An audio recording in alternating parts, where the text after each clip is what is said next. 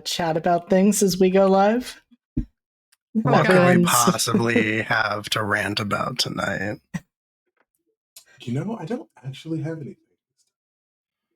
anything. Not yet. No, true, not yet. But give some time. I'm sure once we come back from the break, I'll have something to say. Why is everyone assuming the worst from tonight? Why are you all so suspicious? Because You're we know the each other and suspicious you. one. Don't be suspicious. You're the one who's Don't be suspicious. Don't be suspicious. Don't be suspicious. Correct. That is me. There is nothing suspicious going on here, and nothing bad ever happens in the season of Secrets and now Shadows. Let's not lie. Right. Listen, you move to Maryland and your suspicious meter immediately raises 6 points. That's just That's valid. That is 100% valid. Well, I think everyone is ready for us to then be jumping straight in. And I feel like I haven't done this in forever, which is maybe true. It's probably been about a month. Hi, we are live from the apocalypse. We are a not-for-profit TTRPG studio that raises money for aid organizations and good causes. And we are currently raising money for medical aid for Palestinians. And so we ask that rather than give us cryptocurrency, bits, anything like that, instead, you just put whatever money you would have given to us through that, whether it's subs or those other things, directly to medical aid for Palestinians, which you can find the donate button. Buddy, we have an opinion so early. Mowgli also hates Elon Musk. Correct. And Jeff Bezos. See, that was the perfect moment. Comrade Mowgli. Yeah. We stand. So yes, we ask that you donate. You can find the donate button where the subscribe button usually would be, or you can find it at any point by clicking !donate in the chat, which will bring up the link. You are able to subscribe. Will has tried very hard, but we are not able to completely dismantle the subscribe button. And so we just want you to be forewarned that if you choose to seek it at your own peril, beloved Dimension 20 Dungeon Master Brendan Lee Mulligan will kill one dog for every month you have been subscribed. So, don't do that. Instead, donate and put that money to a good cause that is very much needed at this time. One other thing, just something casual that I'll remind everyone of because Will reminded us of this during Never Ember's Enigma. You can use points for the channel on many things. You can use them on good stuff. You can use them on not so good stuff. So you have the opportunity to influence the directions that the story goes. I'll just put that out there for you to decide what to do with. Like I said, good stuff and bad stuff. So make your choice and make the one that you feel will keep the story the most feral, as is the purview of Monsterhearts. I do have a question. Can we use them for good stuff? Good or bad stuff, depending on how things go. Just curious. How many channel points you got, my guy? I'm at 6K. I've been sitting on them. It's all good. Wild. I'll let you do that, Q. If you would like to put some of your channel points to one of those directions or both, I'll support that. I love that for me. I love Cass just gave us 10,000 channel points for good stuff. Yes. See, this is why we love Cass. Cass, we're gonna have to talk when you come back to Redacted in a couple of weeks. We're gonna have to talk. You're in trouble. Oh, why are we? Hold on. Why are we punishing? What's this? What is this? I didn't say we'd have to talk about bad stuff. I just said we'd have to talk. Interesting. Seems like a threat. It sounds very much like a threat, but I mean, everything is a threat in David Lynch's 72. You're right. Not Wes Anderson's, which is what I said. And I was like, That doesn't seem correct.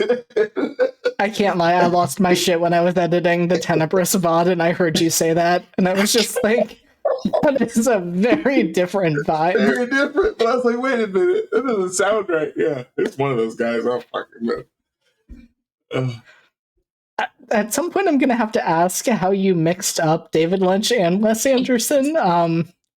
He's a white man. I don't know. Okay, well, when you put it like that, like, I can't argue. They all look the same to me. I don't know what to tell you. Yeah, you're so real for that. And so, welcome. This is a third season of Secrets and Shadows, our Regency Monsterhearts game, and this is theoretically this table's finale and the finale of the third season. Though we may have some other things on the horizon. This may not be the last time we see these characters. But we'll get to that after we see what happens tonight. So with that, I would like to go around and have everyone introduce themselves, their character, their character's playbook, and remind us emotionally where your character is at this point, starting with Amber. Hi everybody, I'm Amber, also known as the Space Jamber. I am retired. I am playing Astrid Primer. Don't look for me. Yeah, I'm retired. Don't look it for me. You may know me as Astrid Primer here on wow, sorry, that totally threw me off my entire game. I'm so sorry. It's okay. I am Astrid Primer, playing the Huldra playbook. Pronouns for both myself and Astrid are she, they. And oh my god, Astrid just came back from accidentally teleporting themselves to Fairy and then accidentally teleporting themselves to a meeting of deeply religious people that she does not want to be around necessarily, including her ex-fiance, and came home to her estate that she shares with Dorian to find people that and dealings and wheelings and dealings happening, and she's feeling a little bit out of place, like she keeps intruding on spaces that aren't hers. So there's a bit of othering going on there. Thank you for that, Amber. Will, you are up next. Hello. Hi. My name is Will. My pronouns are he, him. And I play Miss Abigail Donatelli, who is the Devil Playbook. Her pronouns are she, her. She's great. I think she's doing fine. She's not great. She has met someone. That is interesting to her. And she has a plan. And that's all I'll say about that for the time being, I think. That all sounds so very fine. I have no concerns over any of that. You and me both. Wild. No concerns, nobody. Okay. All right. All right, Chrissy, you are up next. Oh God. Hi. I'm Chrissy Ann Keller. I am playing Morgan, who is of the ghostly persuasion. And she, much like Astrid, feels a little out of place for different reasons. But at this point, I think she's just watching the world spin around her, all these interesting people, make these plans that seem wildly intense to her, and also wondering how much longer she has existing, especially in this form. How permanent is this? And how much help can she be to these people? So yeah.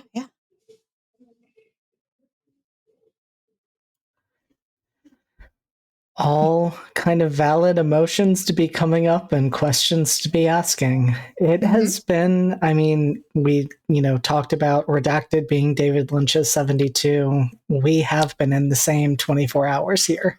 Wes I'm not even. Anderson's. Wait, Wes Anderson's? I'm so sorry. Wes Anderson's no. 72. This is Wes Anderson's 24, actually. Okay. This is Taylor Swift's 22. Oh, I was gonna say this is Shondaland. It's Shondaland's 24 for sure. This is Kiefer Sutherland's 24.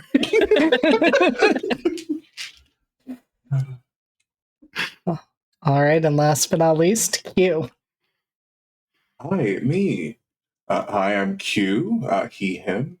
I'm gonna be playing Mr. Dorian Black, the Angel Skin.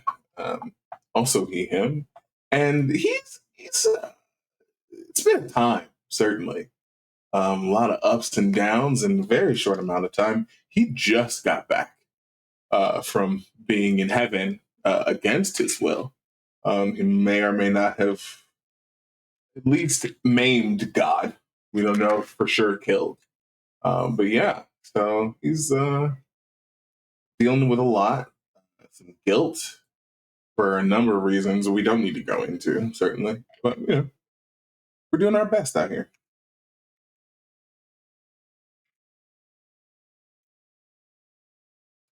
And so what I'm hearing is, as a whole, everyone is the most stable that they have ever been, and nothing is combustible or volatile or anything like that.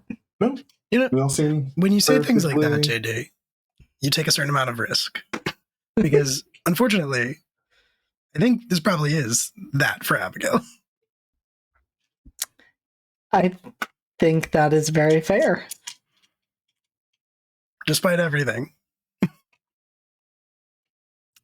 I am interested to see how things unfold tonight, and I think with that, we are going to move to jumping right in. And unlike okay. Fine, if I have to, if I must. You tried it. You I tried it. did. I tried. I tried to be like, we're just gonna swerve around this. It's fine. Hi, I am JD, pronouns he, they, and I will be your storyteller for this evening.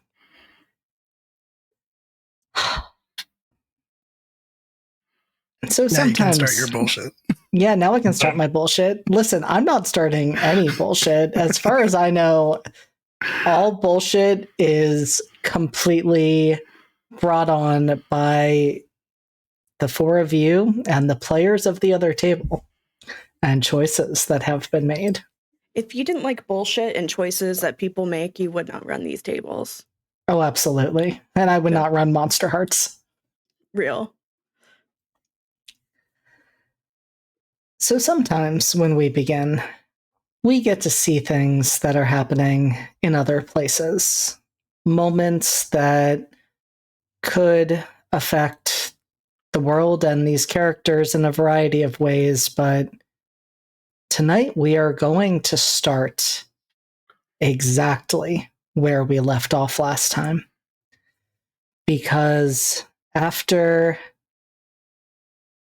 a continuation of a day that had many things happening, from Morrigan's appearance to Dorian Black's return to discovering more about what happened to Morrigan and how she died, to Astrid needing to get away on more than one occasion from more than one person and situation, having a heart-to-heart with a person they hadn't expected to have a heart-to-heart with, and perhaps repairing just a tiny fraction of that wound in the process. Where we left last time was with Miss Abigail Donatelli receiving an unexpected visitor to the house that she has occasionally been in, occasionally stayed in with Mr. Dorian Black and Astrid Brimmer, who are the owners of this home. Seneschal Nix, perhaps the person you mentioned earlier, you have met, perhaps. Though you have met many different people. I've met a lot of people. It's true. You have met so many people. She showed up at the door, but it was not a social call by any means.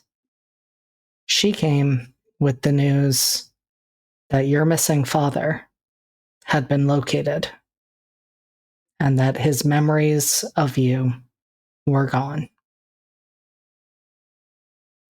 And our last moment that we saw these characters in was Abigail swearing vengeance against one Carmen Deloso.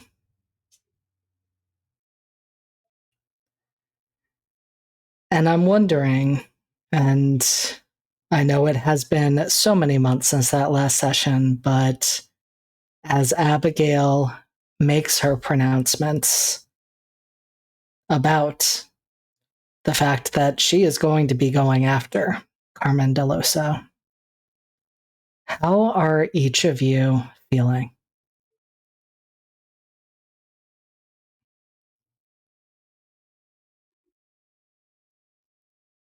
Intrigued and amused.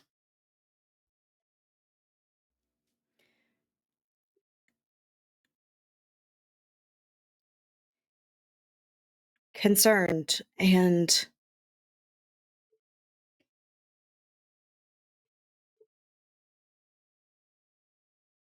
detached. Ready. All appearances to the contrary, calm and collected.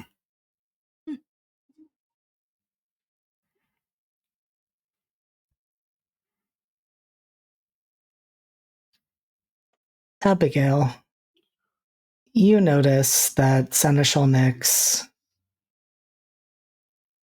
is studying you in those moments as you speak, as you demand to know, where is Carmen Deloso?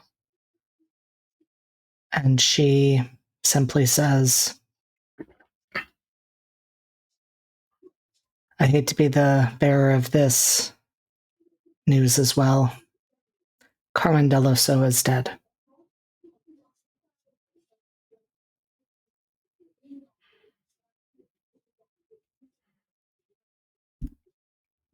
Well, so am I, but that doesn't mean much of anything. You misunderstand, Seneschal. When I swear vengeance on Carmen Deloso, death will not stop me. His soul, such as it is out there, somewhere. And whatever agony it might be writhing in, it's not enough.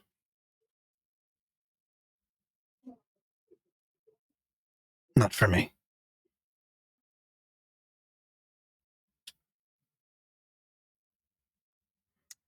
So, what is the plan, Miss Donatelli?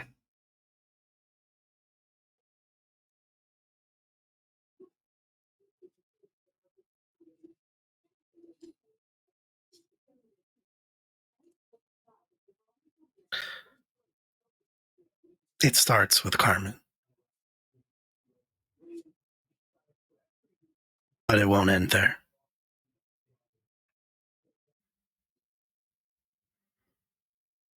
You are to return to your station after this, I assume? I am. Tell them.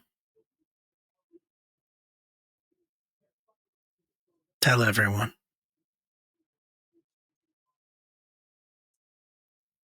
I want Azazel to know.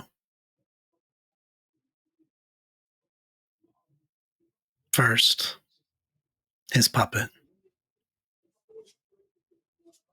And then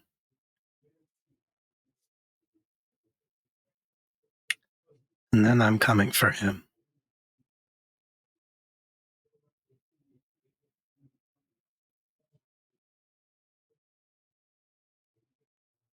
I am not your messenger, Miss Donatelli.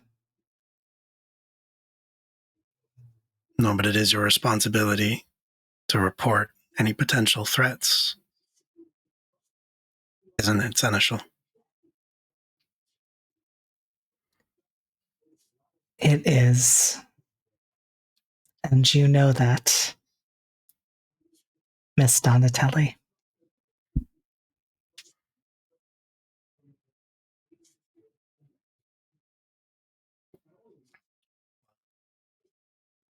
Unless you're interested in a trip to the lower planes. Perhaps you should be on your way.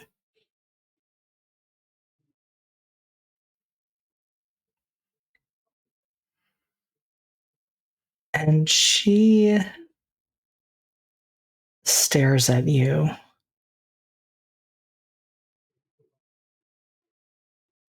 with a gaze so piercing that you know without a doubt, Abigail, that she is registering that common collected energy beneath.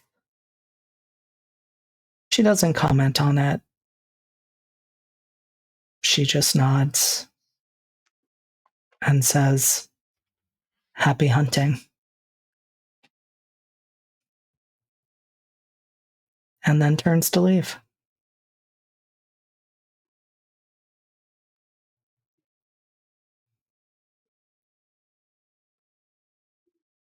So, Abigail, what's the plan? The plan is simple. For anyone who wants to, we go to hell.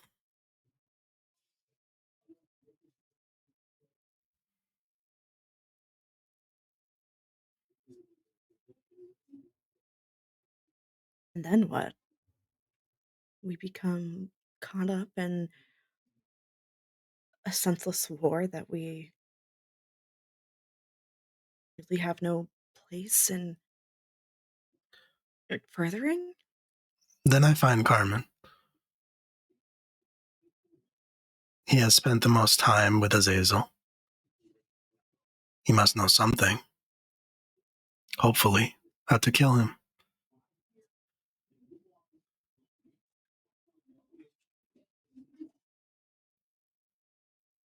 And then I make him talk.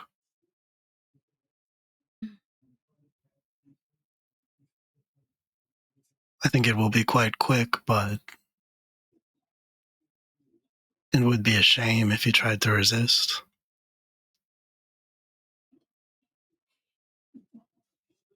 It would take so much longer.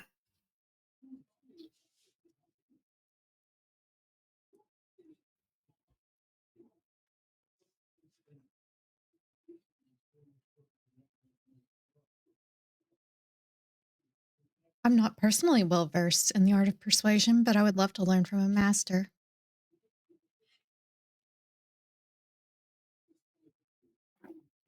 I'm sure that I could teach you a thing or two more again. If you are interested in going on a trip. Sounds like a delightful vacation. Torian, I'm afraid that I'll need to call in a favor.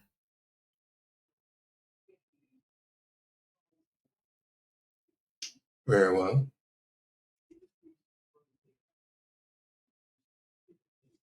Lady Primer, you are welcome to, of course. Though I don't plan to compel you. I appreciate it. I commend your I commend your relentless pursuit of righting wrongs that you feel others have cast upon you, but I do not think that I particularly have a role to play here. It might be easier to um, play defense from up here.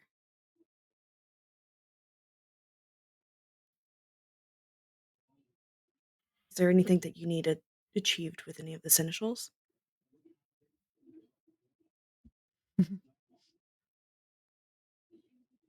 Lady Primer, you have been kind to me. You gave me sanctuary, a place to stay. You sheltered me when I was in danger.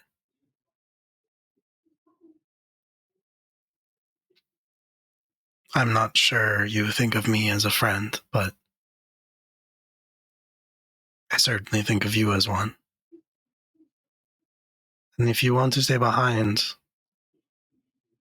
I understand.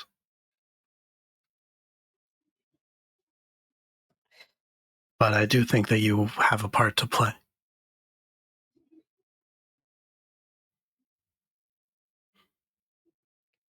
Anyone who's a friend of my D. Dorian is a friend of myself, Abigail, and that includes you. But if the invitation is open, I'd be happy to accept. Thank you. I will join you. Thank you.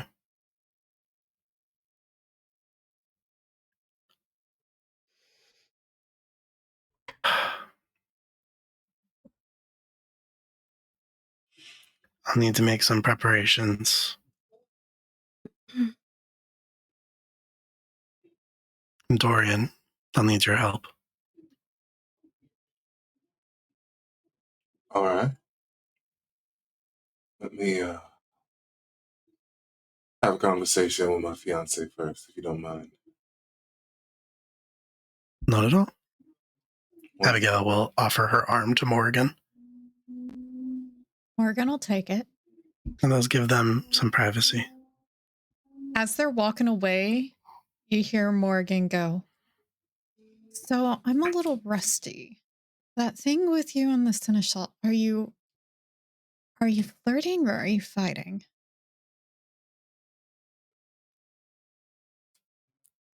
An infuriating woman, isn't she? So the answer is yes. yeah.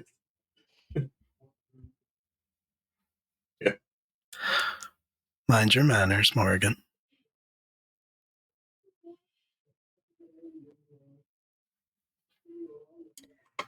And we fade away as Morgan and Abigail step out of the room, leaving Astrid and Dorian there. And before your conversation begins, Astrid, I will remind you, and this is your knowledge to choose to do whatever you will with it, that in thinking about Hel and Abigail's plan, you do remember those moments that you grasped those threads, that you accidentally and inadvertently brought Hel and Fairy into contact with each other, and that you have been able to create exit plans, at least for yourself.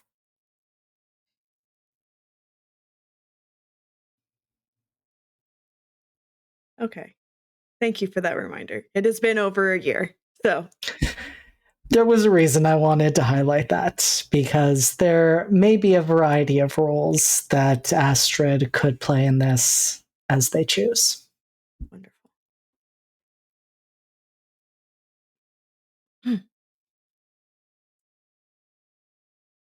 Rand, are you sure you're doing the right thing? I know you're history with Abigail is one I'll never fully understand. But just because she asks you to do something for her doesn't mean you should put yourself in harm's way.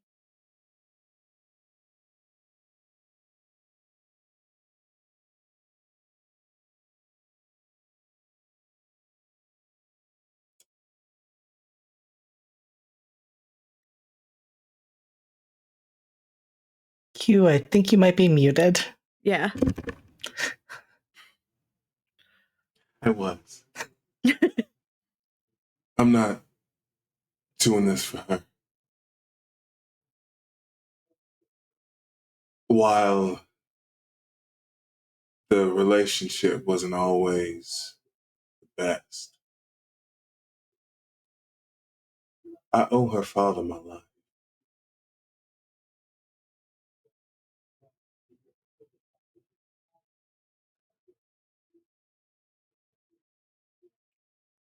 Without him, I would just be, well, I'd still be in the States, and truthfully, I might be amongst the ghosts like Morgan.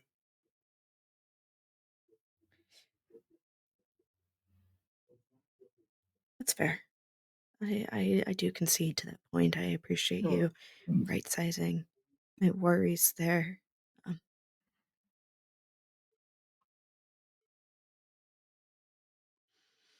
But if things start to go south and we need to escape, I can only take you back here. Understood.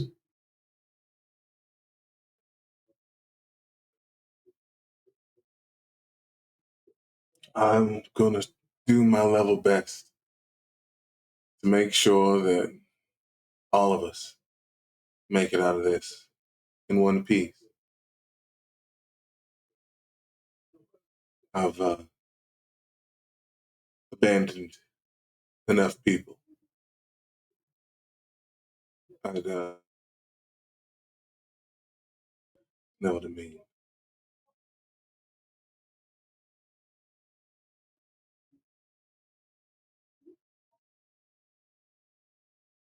What is Abigail preparing to ask us to do, really?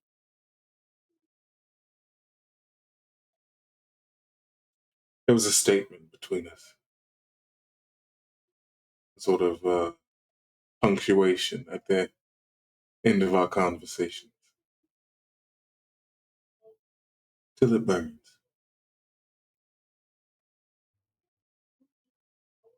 I think we're at the point where some things need to burn so that they can be regrown from the ashes.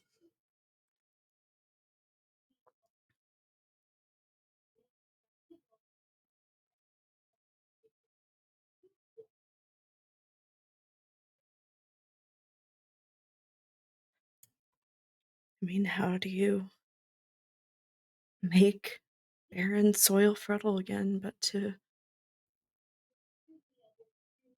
infuse it with life? Which is why I'm so glad we have you.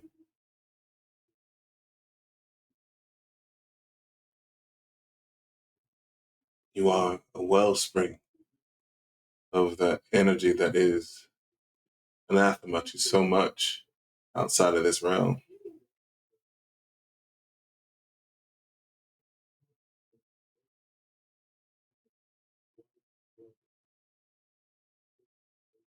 Thank you.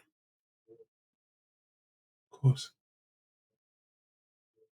I'm so sorry our reunion hasn't been the best. We'll have time for what we need when all of this passes.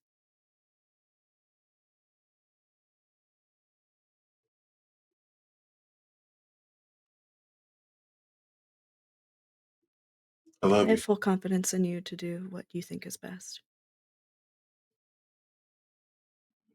Thank you.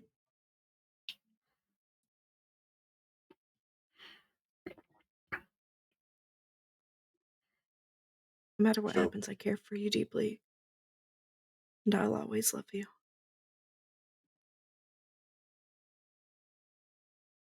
I think there's the very slow hand to the face, if they'll allow.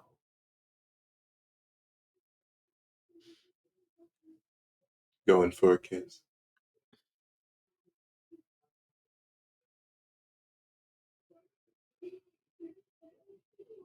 Have faith.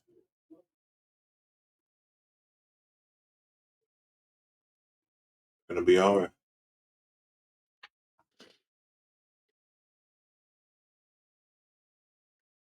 And I think as well in that moment, Astrid, you feel the brush of wings encircling you. And it's brief, but there is comfort in that.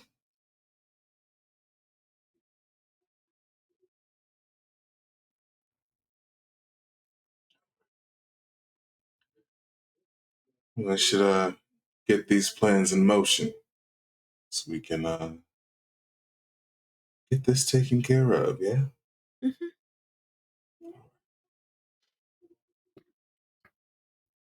He will take your hand, kiss the back of it.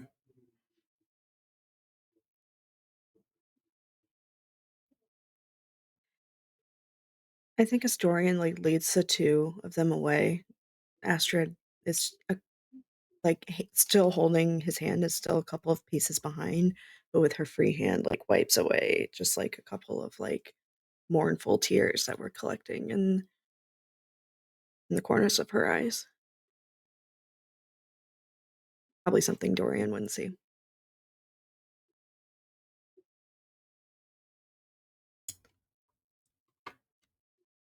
Also, I think, JD, can I invoke one of my powers for this? For Fickle Spirit? You give what you've gotten tenfold when someone is exceptionally kind to you.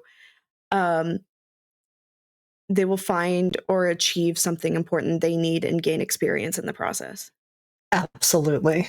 Hell yeah. Hell yeah. Absolutely.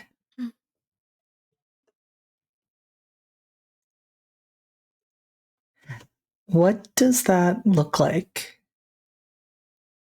as that power is invoked? I think it's the flicker of the candlelight hits the remnant of the tear that is on the pad of Astrid's finger. And that flicker kind of infuses into Dorian, through his, I don't want to be brainstem, but through the back of the neck. Probably something that would be, could be disregarded as a little muscle twitch. But it's the blessing being laid upon him.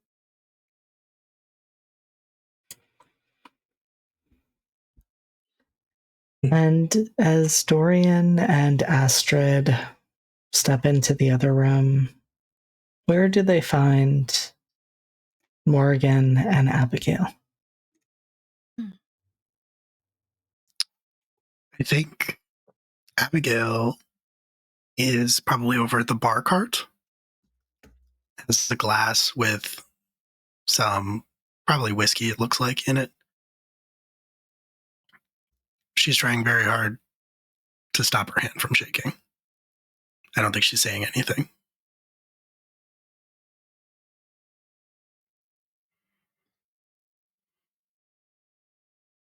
What's hell like?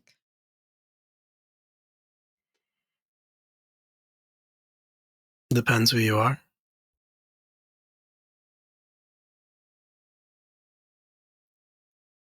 Seem nervous to go home.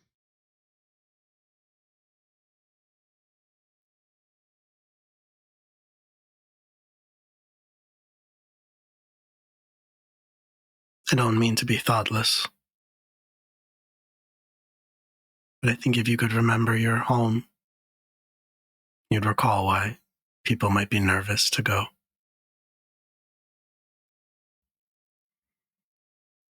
Home is always complicated.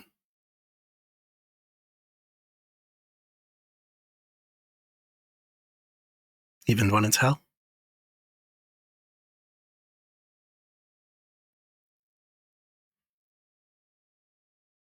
What's it like for you? When I was young,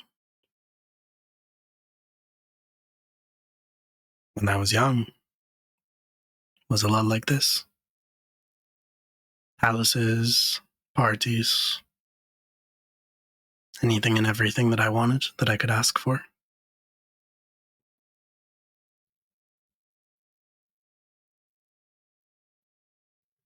Up here, we're not royalty, but down there, it's a different story. But that was only when I was young.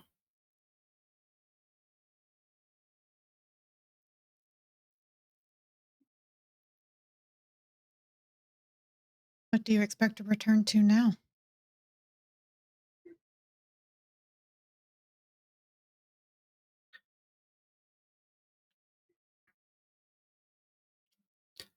I left all of that behind. The palaces. When I became a devil,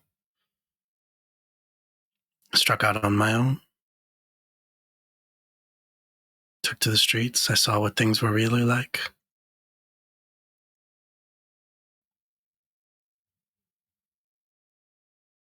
It's not what people think it is.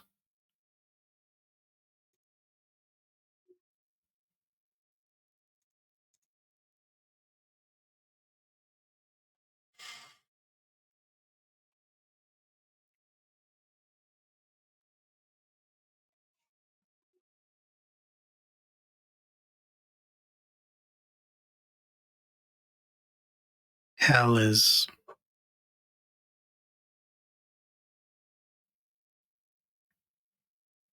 a place. It has cities, towns,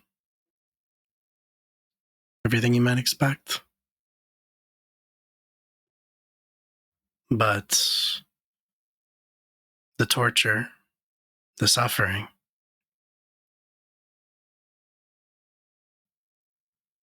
for the most part, that's internal.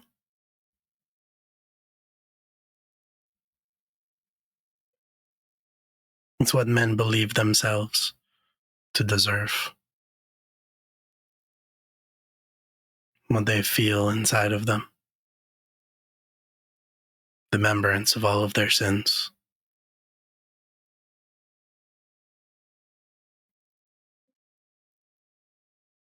Some learn to overcome it. Most don't.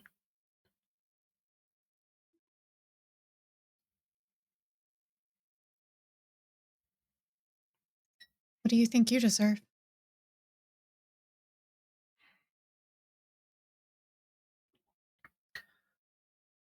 I think we're going to find out very soon.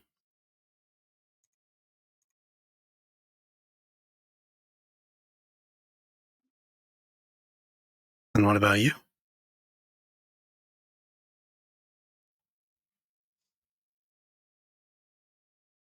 I think I deserve some fucking peace.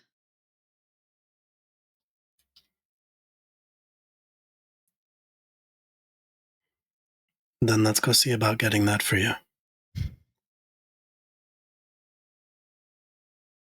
We can't find that. I'll settle for entertainment. That we can most assuredly provide. And I imagine that is the moment that Dorian and Astrid enter hand in hand. Mm-hmm.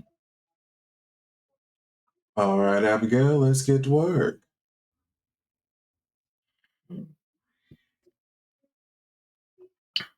Not here. Obviously. There's one more piece of the puzzle.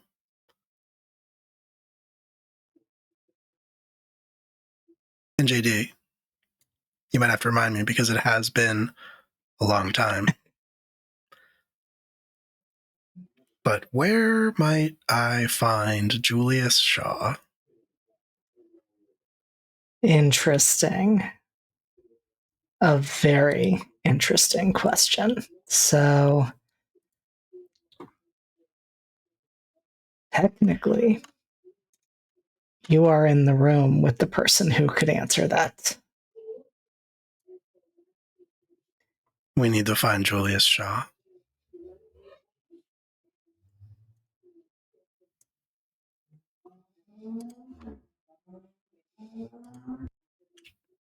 Oh. I can walk into hell. There are doors that I know. There are doors that I have made. There are doors that have been made for me. But they are all known. What we need is a secret back way into hell. And who better to provide that than a hellhound?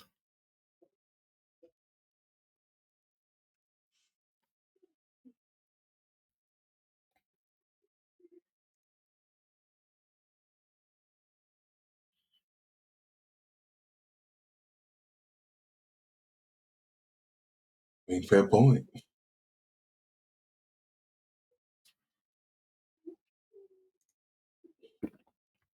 I wonder where he could be. Astrid mutters under her breath. Julius was a bitch and he had it coming.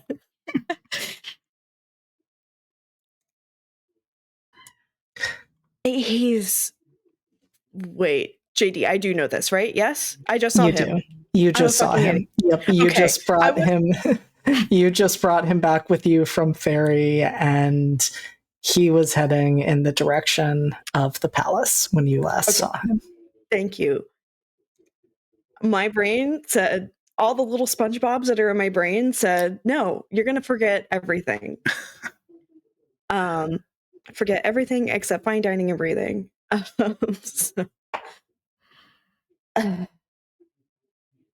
well, Abigail,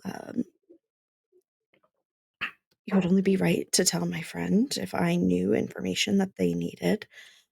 He is headed toward the palace. Then I suppose that is where we are headed as well. He might be a little shaken up from a little trip he took. Then a quick jaunt home will surely do him some good.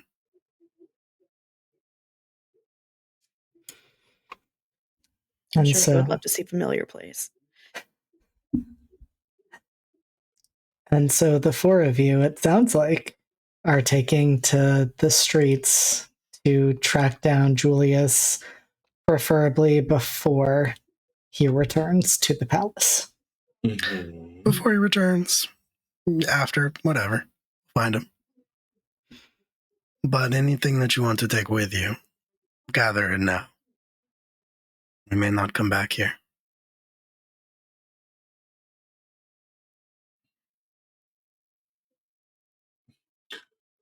I've got everything I need. A little squeeze of Astrid's hand. I also have everything I need. And Morrigan is dead, so I think we are ready. I don't have anything to take.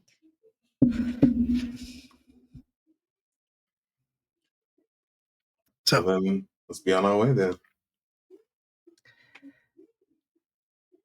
As you are walking, and it has been a long day, so night has fallen by this point. Dorian, Rem asks you, what exactly are we doing? We're helping a friend out. We seem to be doing that a lot.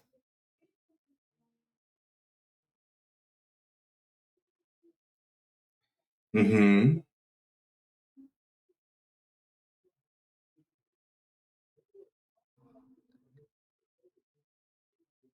We are going to hell, I mean, Dorian. we've already been to heaven. Might as well go to hell.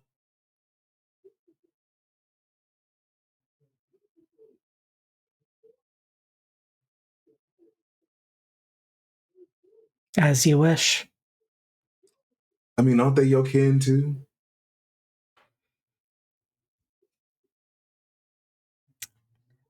They do not like me any more than the ones above do. Right. So feel right at home. If home is consistently being hated, then yes. I mean, were you up there when we were back in heaven? Because I was there.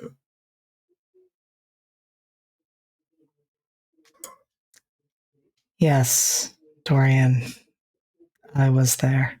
Right. Hey, it's you and me, bud. We're gonna be just fine. Like, to be fair, you're a sword right now, so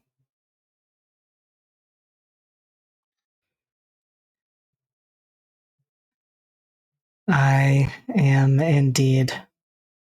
And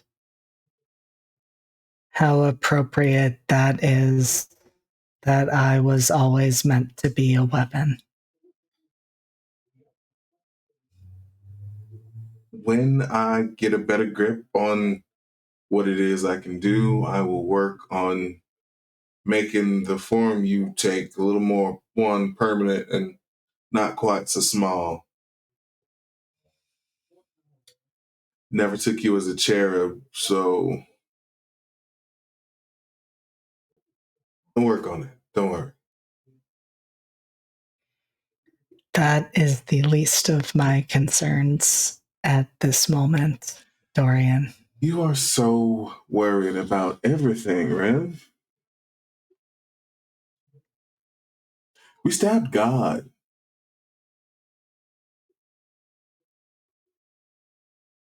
We did. The power in this universe, it scares me.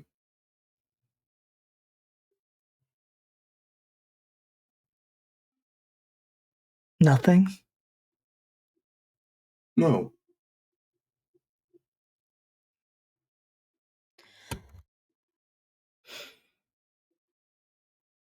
I hope that remains true, Dorian.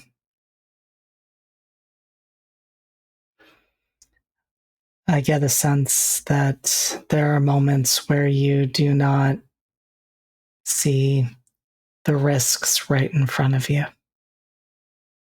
I see them. Rem, I haven't found a moment's peace in any of the places that you talk about us going to. Except maybe, you know, a few shining moments with some important people. And two of them are here right now. So I've run the gamut of life experiences, near death experiences. Been to heaven and I've been to hell. What comes, comes. And I'm just going to hope that I'm the faster draw.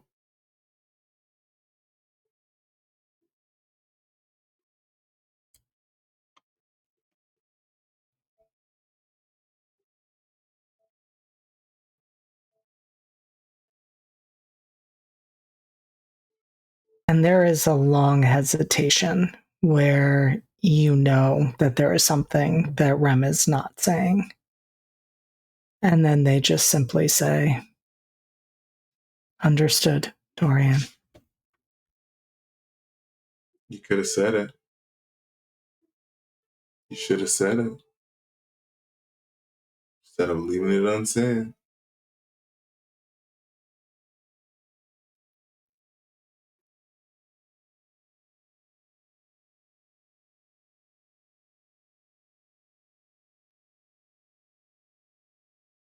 All I was going to say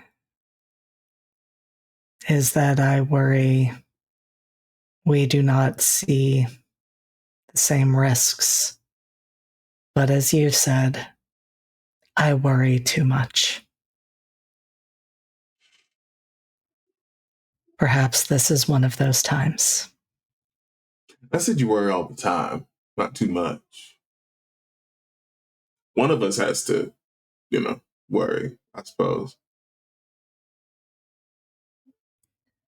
When the other one is focusing on being the quicker draw, yes, I think one of us does have to look at the larger picture and what is happening outside of that one moment. Right.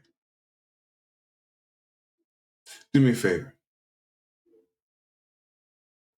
If something happens, things do go sideways, and I can't make it up, you keep your promise. You said we'd come back for Astor. I want you to continue to do that for me, all right?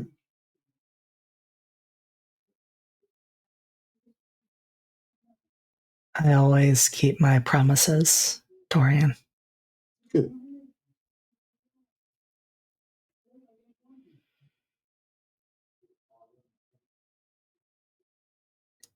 And Rem goes silent at that point.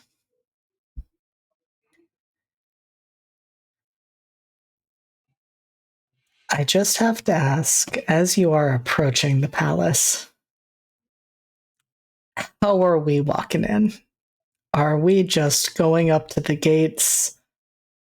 Are we finding alternate routes inside as we have before? What is the plan?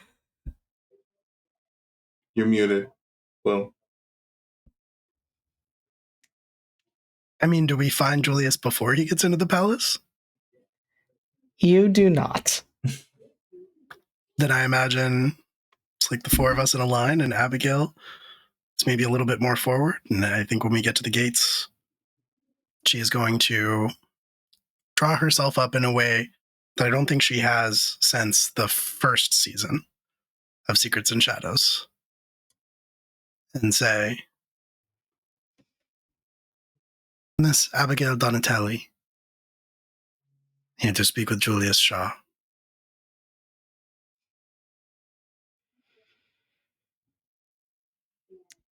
Abigail, I would like you to roll with hot. Not hot. Don't make me roll with hot. Not your worst stat. Why would I make you do that? It's why you haven't leveled up. You're sitting at 4 out of 5 experience, and you just keep rolling with hot or not having to only roll. roll hot. All right. These are not the Abigail dice. Where are the Abigail dice? I'll do that later.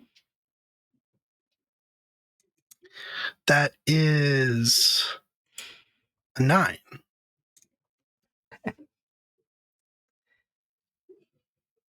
Which, I mean, is a low roll for Abigail, honestly. You're not wrong. I rolled a 6 and a 1.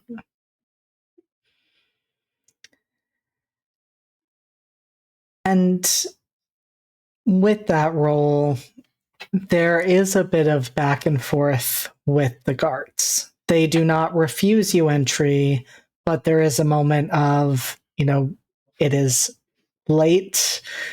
This is not a typical time that they would receive any visitors to prominent members of the palace staff, things like that. But you are able to talk things through and use enough of your influence and position of power to convince them to let you be escorted inside.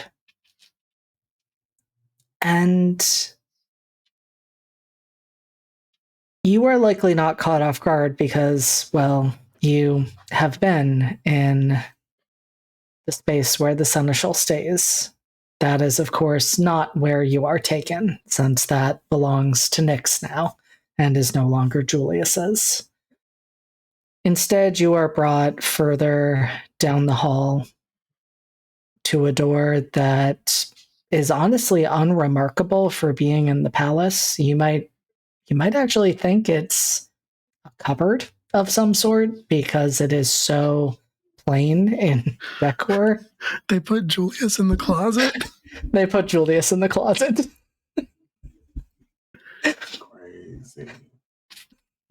That's wild. The door is shut as you approach, and the guards stay nearby, ostensibly to ensure that you do indeed meet with him instead of wandering throughout the palace. Oh, Abigail looks at the guards and then looks back at the door, looks at the guards, looks back at the door, and says, well?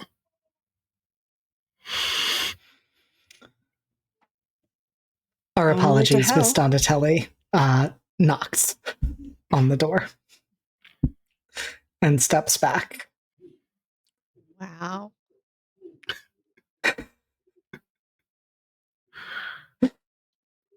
And a moment later, the door opens, and you do realize it is not a closet, it is not a cupboard.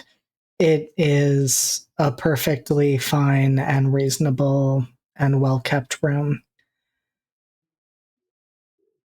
You don't see it initially, though, because Julius appears kind of in the crack in the door as it opens, and his eyes are red. There are fresh tears on his cheeks. And it's a little disconcerting because they're not water. They are a black ichor. In before Cass says hot.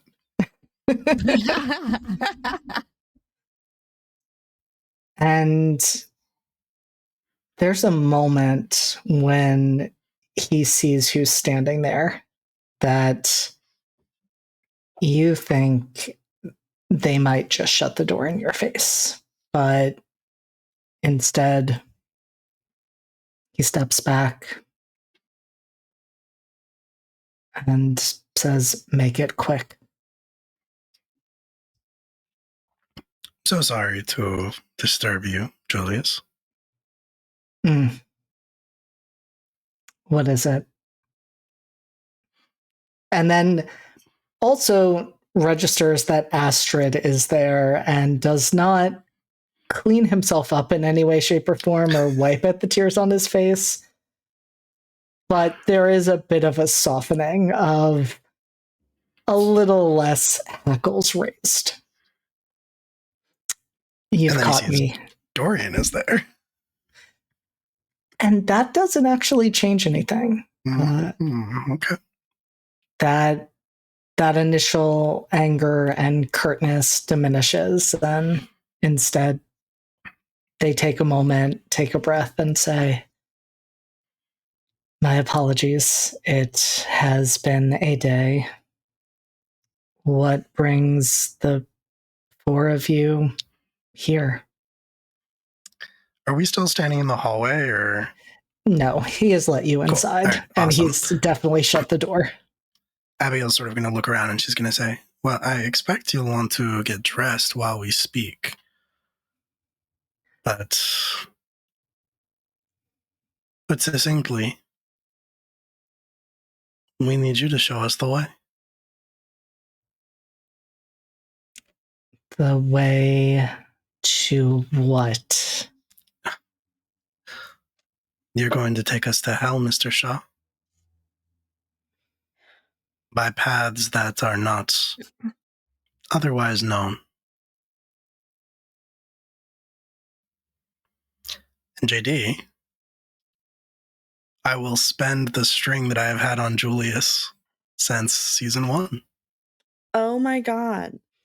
Incredible.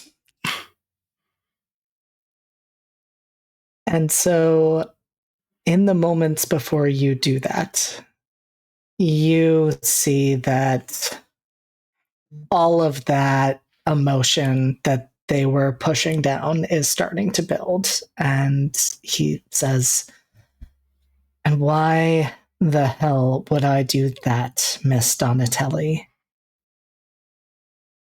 You do not hold my leash." And so I'm wondering, what then happens as you spend this string?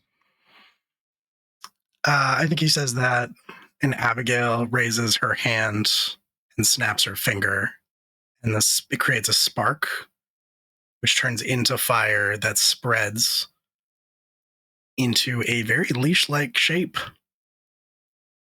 that then burns over to Julius and wraps around his neck like a collar.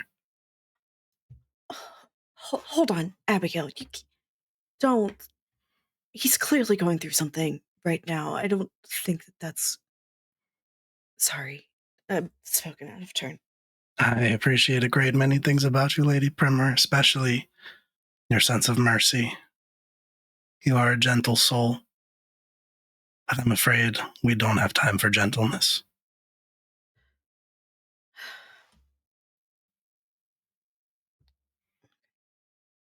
And this can be as easy or as painful as he wants it to be.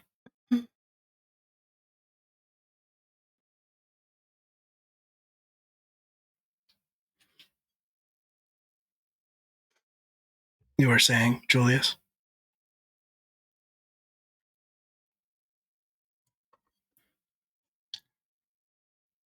And Julius froze the moment this happened and has just been staring at you, Abigail, now with flames flickering in his eyes. And it looks like it might be initially the reflection of the manifestation of that leash, but it continues even as that settles around his throat. And he shakes his head. I will make you regret this every day of your life, Miss Donatelli. She wraps the leash once around her hand just to pull him just a tiny bit closer and says, "Get in line."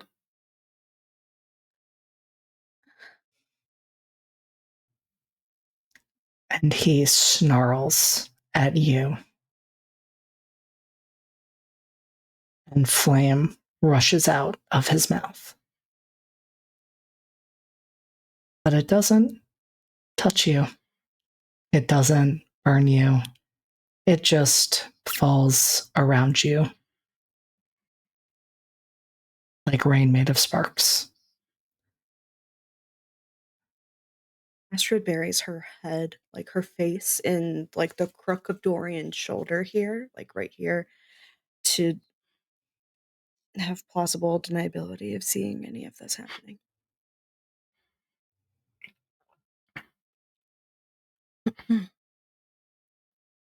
What is going through Dorian's head in this moment? Oh, you are muted, Q. To myself, I keep doing that to myself. It's loud over here sometimes, so I mute me, and then I forget. And Dorian is thinking like that's a little much. Mm-hmm. So he will wrap an arm around Astrid as they sort of nuzzle in, and he will sort of speak to get these two attention. All right. Listen, we don't have time for this. Julius, we need a way to get into hell. We need a secret access door. Do that so we can be on our way, please.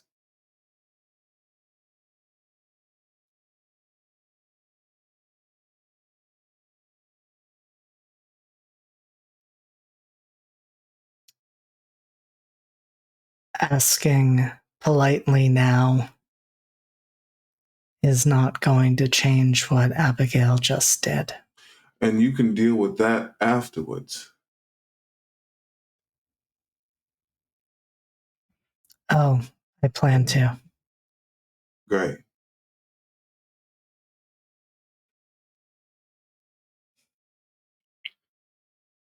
And Julius walks over to an object covered by a sheet that, as he pulls it down, is revealed to be a full-length mirror.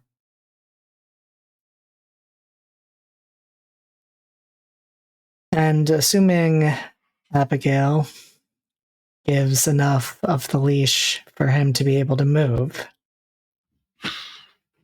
he begins to inscribe sigils on the edges. I'll allow it. Morgan leans over to Abigail. So I'm guessing the word please isn't in your vocabulary. Not today, it isn't. You seemed a little too well practiced at that. I wasn't always a devil.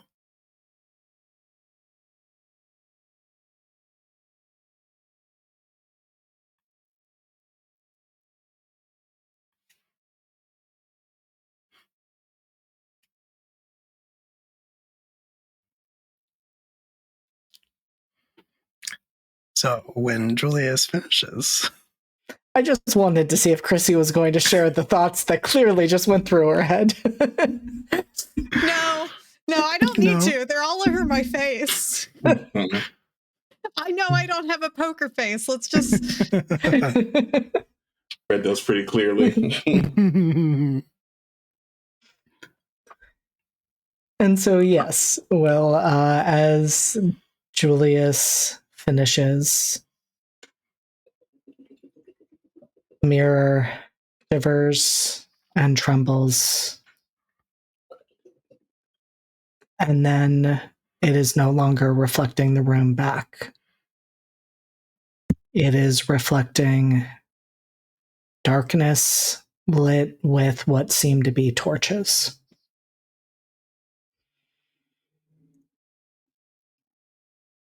And Julius very begrudgingly looks at you for what his next set of orders would be.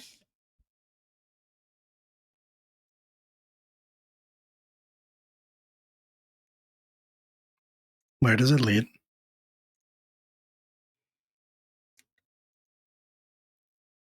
You weren't specific in where you wanted to go. I didn't tell you a location. I asked, where does it lead? What did you pick, Julius?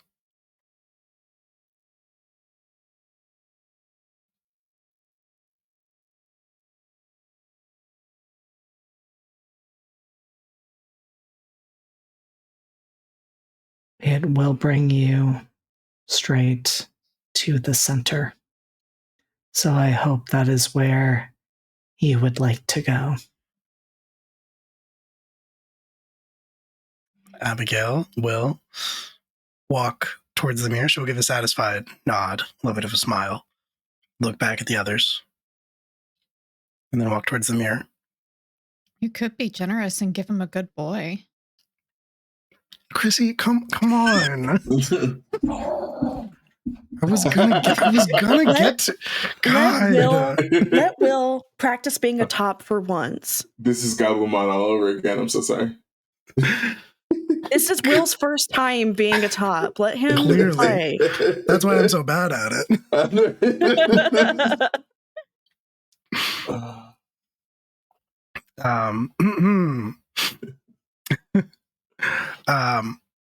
As she walks towards the mirror, as she walks towards the mirror, she can't resist one quick, quiet, good boy.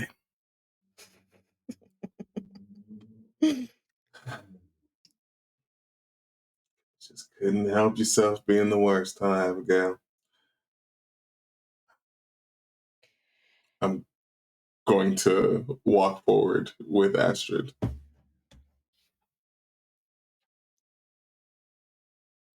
It's now or never. It is. Thank you, Julius. And I'm condolences. Anyway, just gonna go. It's like whatever all that is. Sorry you got topped, bro.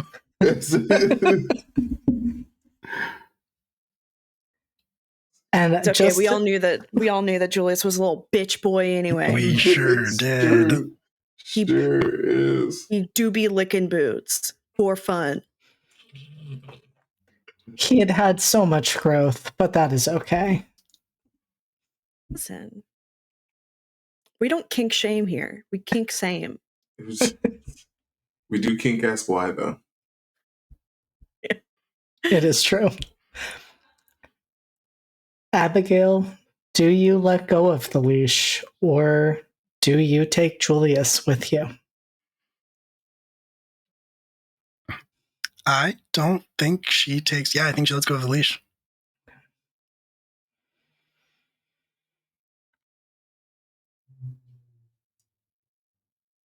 And you hear then, as you are walking down this path, Julius just say, well, you have your way in. Have fun finding your way out. And the doorway closes behind the four of you. And even though I think we're going to go late, I think that there might be where we take what may be our first break. Okay. As we are beginning, I'm not even going to say our descent, because you are not traveling downward. You are just taking a path to the center of hell. All right. See you soon, I guess.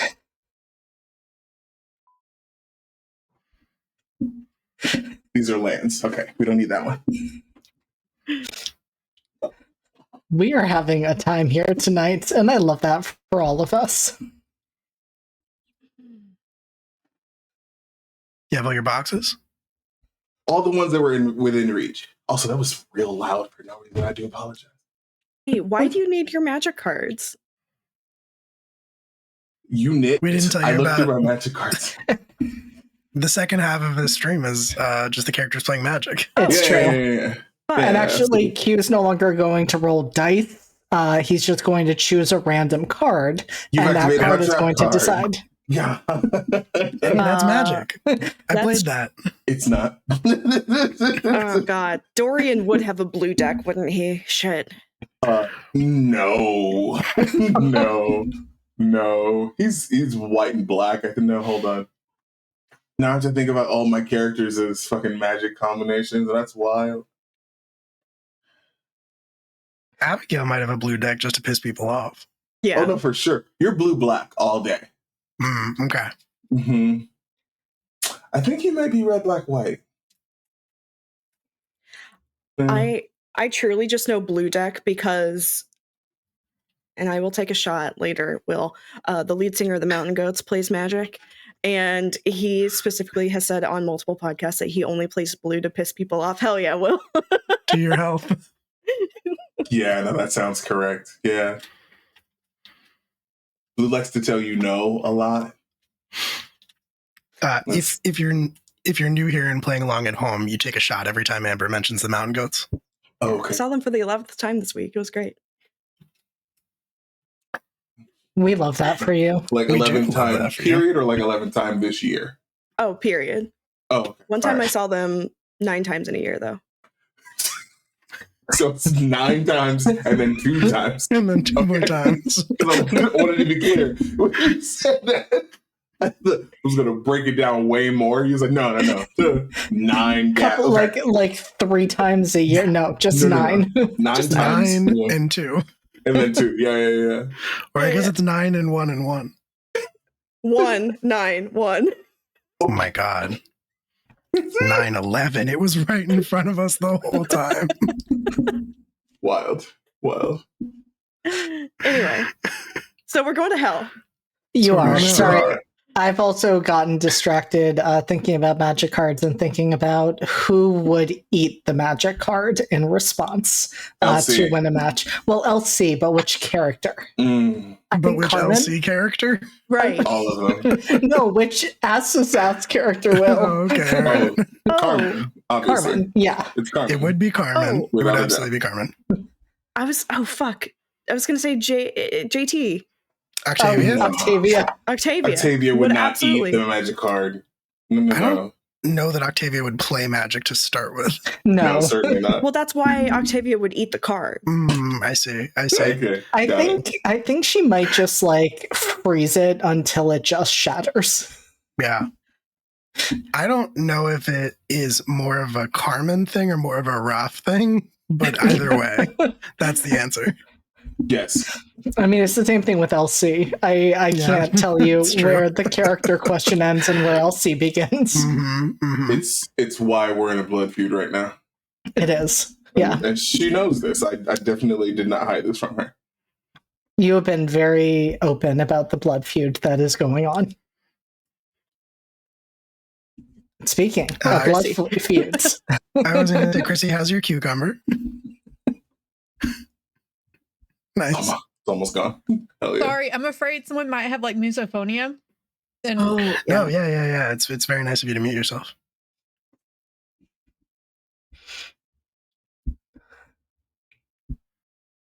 Excellent. I mean, Yes. do we just want to wait for Chrissy to finish? No, we can jump in. Okay. Impressed Yeah. during the break, Chrissy peeled a whole cucumber and thought she was gonna finish it during the break. She's pretty close. Honestly, it's impressive. Also, I'm realizing that I thought it was a pickle this entire time, and I'm only now actually processing that pickles and cucumbers are different. Yes. What? Sometimes. Sometimes is like the most disconcerting answer I've ever gotten. I mean, How many times have you said that? pickle and cucumber. How many times have you stated that pickles and cucumbers are different? I mean, I feel like this is the first time, so. It's true. Listen, we are all learning a lot here tonight. Now it's time to learn about hell. Oh yeah, that's what we're doing. Huh? That is. Now it's time to learn about hell. I love hell.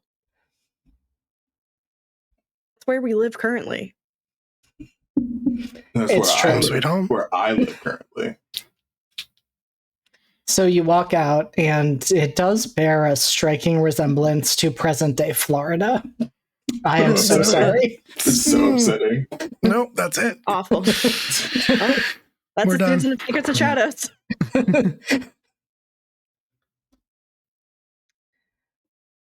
And so the four of you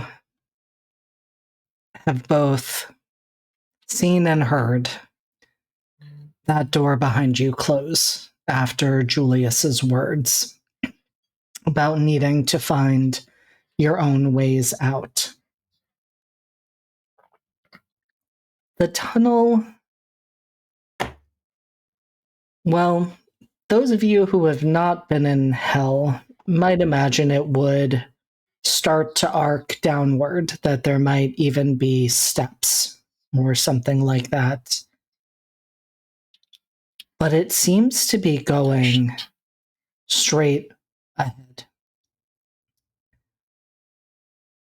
What becomes disconcerting as you walk is that even though the trajectory of the tunnel has not changed, your orientation within it feels like it shifts.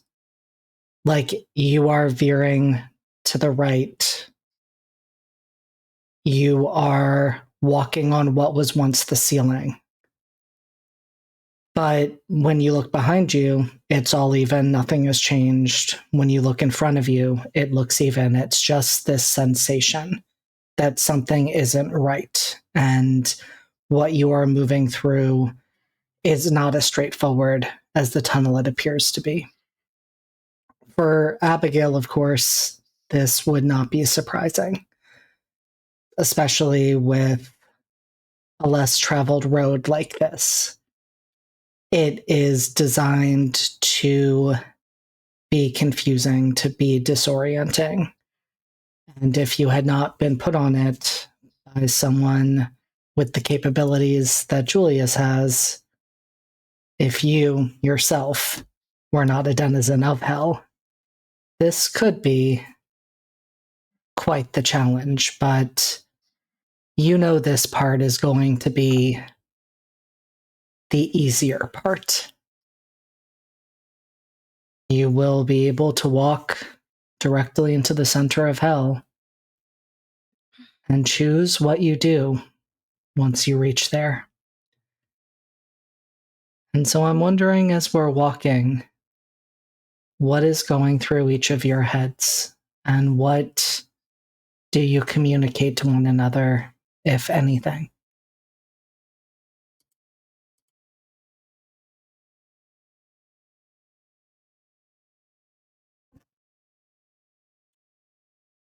I think Dorian is not thinking of much right this moment. I think his focus is on the surroundings and making sure that he's looking out for the three people he has with him. Like the goal is to keep everyone safe.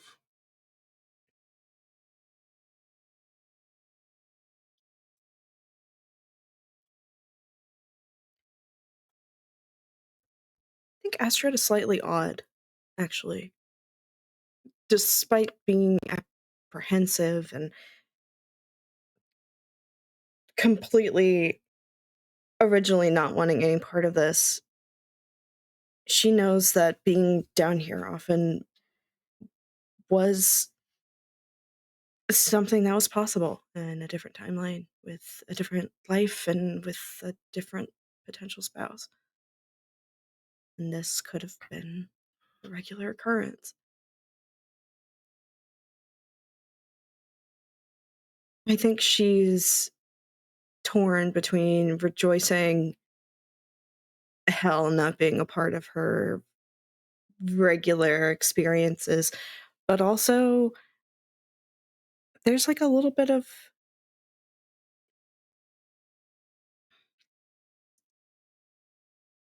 wistfulness for what could have been.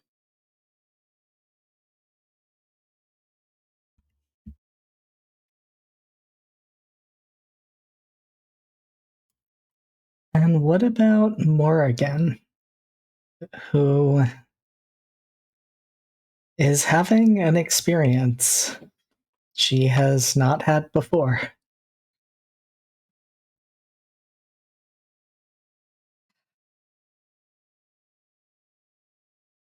I think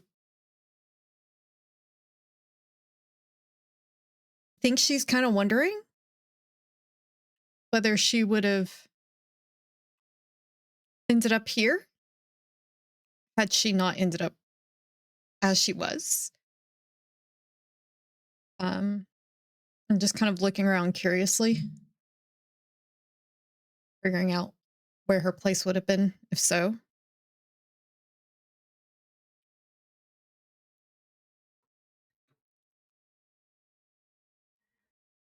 She's not nearly as She doesn't have as much trepidation as she probably should. I am curious after the conversation with Abigail and Abigail sharing her reflections on hell and talking about how in hell there is that heaviness and suffering brought on the sins that people carry with them. What does Morgan believe would be weighing her down?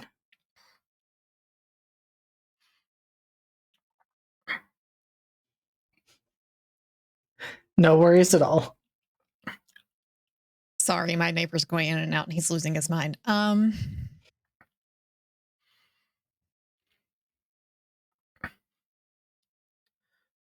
Feeling unfulfilled more than anything. Feeling like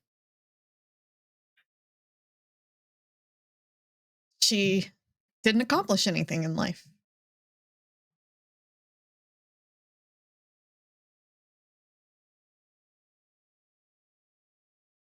Yeah. I think that lack of a defining life is a heavy shadow in death.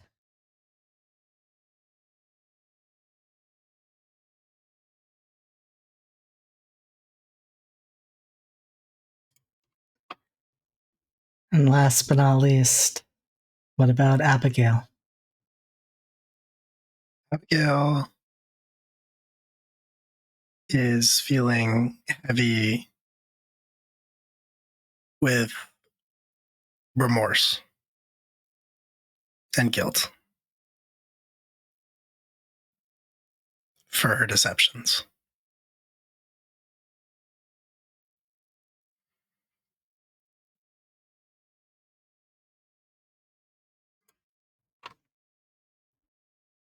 And there is that heaviness and weight, it sounds like, in that way for at least three of you. That Abigail is feeling that remorse and guilt. Morgan is reflecting on that life unfulfilled. Dorian, as we established at the start of today's session, has been carrying that guilt continuously with him. And Astrid has some heavy thoughts going through her mind and difficult feelings to be sitting with. And the intensity of all of that is growing by the moment as you get closer and closer to the center of hell.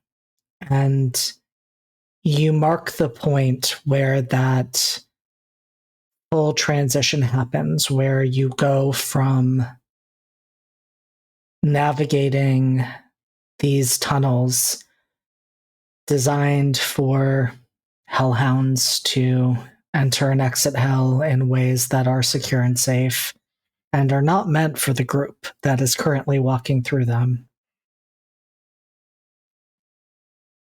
What you notice first is the sound beneath your feet, because you've been walking on what ostensibly seems to be some form of dirt, be it ash, be it actual dirt, unclear, but it has been almost soundless as you've been moving through. But as you move fully into the city, even though you are not out of this tunnel yet, there are stones beneath your feet. They are initially the same color as the dirt, a darker color, but as you continue moving forward, they lighten bit by bit by bit until you're walking on what looks like a mixture of light and dark, what looks like almost maybe snowflake obsidian. And that is what the tunnel itself appears to be formed out of.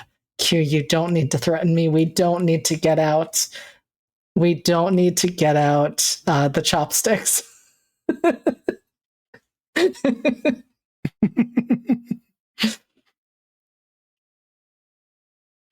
Just because Snowflake Obsidian has appeared in other games I've run doesn't mean anything in this moment.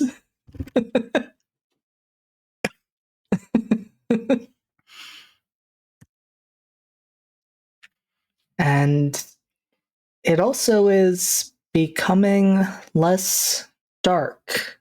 It had been lit by flickering lights, but now there's a glow emanating from what appears to be the stone around you. And for you, Dorian, what is a little disconcerting is there are elements of this that feel very reflective of being in heaven. Yeah, that tracks.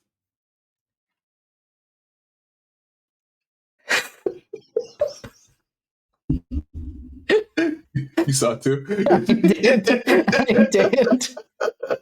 There are aspersions being made about plot elements over in another server that we are seeing pop up in our notifications.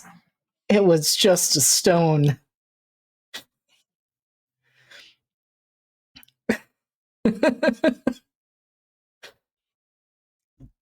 So, Abigail, knowing that you are about to be moving, I love how even in a 2-story house we can hear stuff.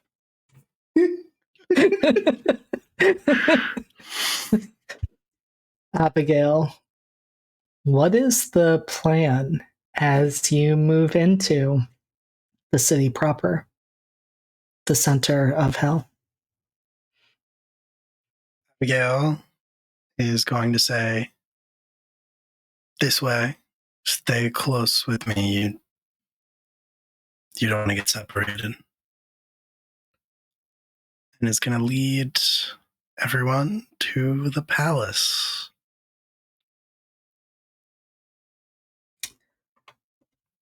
Now, Abigail, I'm curious.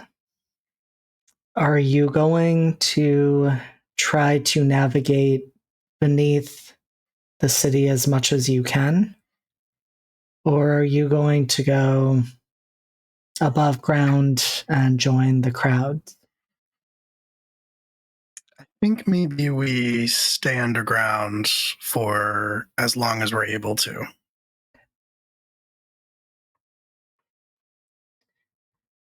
I'm prepared to stare into the abyss if I have to.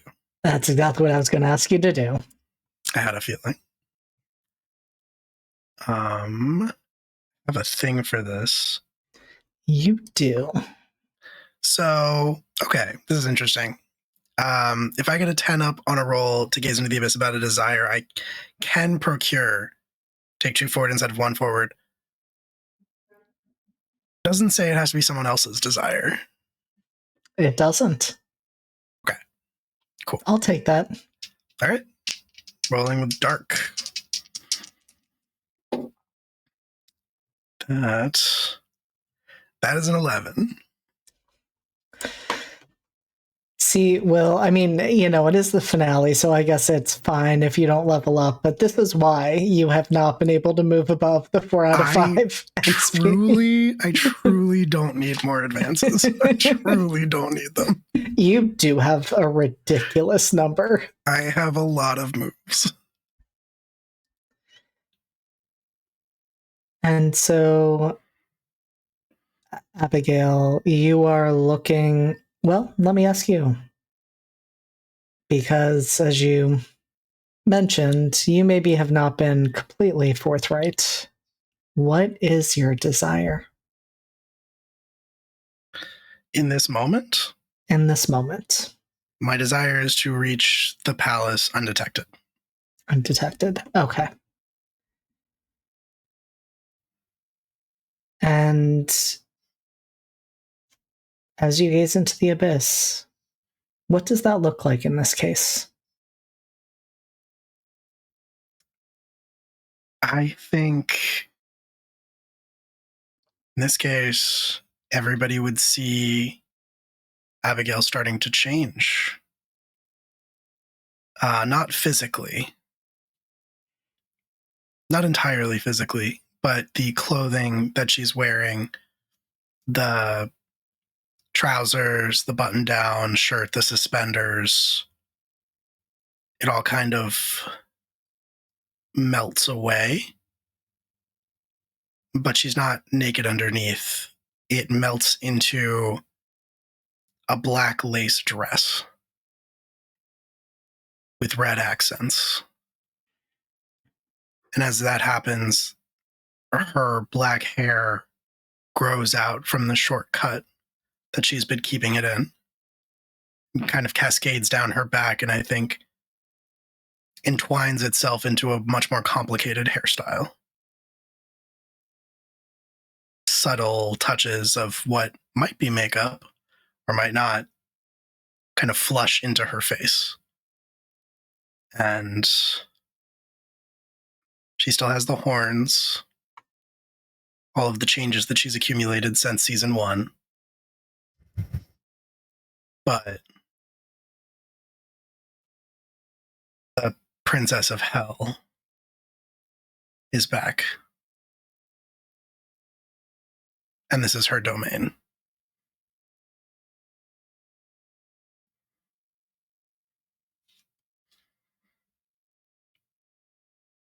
And I have a few thoughts on something that I'm going to bring up in a moment, but I first have to ask,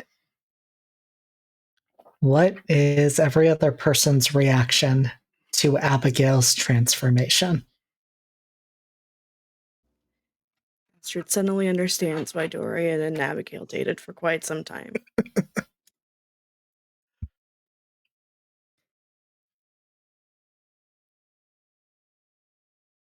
Morrigan gives an appreciative quick glance.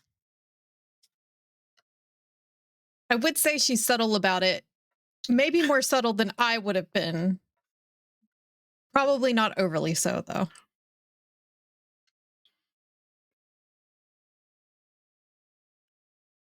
And what about Dorian? Guess You're I'm so gonna be muted real again. with you. Oh, never mind. Okay. And I shouldn't be. Okay. I'm gonna be so real with you. Set. What she look like? Sorry, did anybody else hear that? I couldn't hear that. Yeah, you're glitching out, Q. Hold on.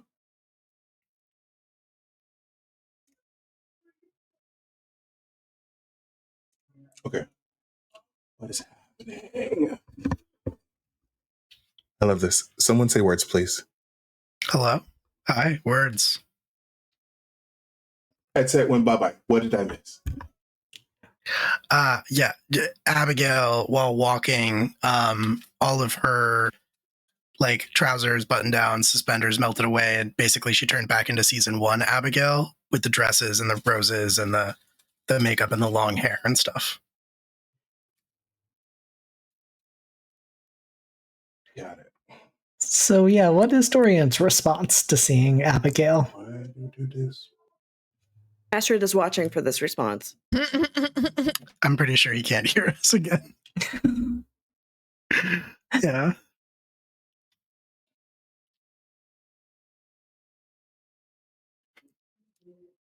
Words. Words. Words. I can hear you. We're gonna hope Okay. that this lasts. I might have to switch headsets. Okay. Fingers crossed. So yes, we are all curious to hear Dorian's response to seeing Abigail like this, and Amber noted that Astrid is watching for this response. Gotcha. I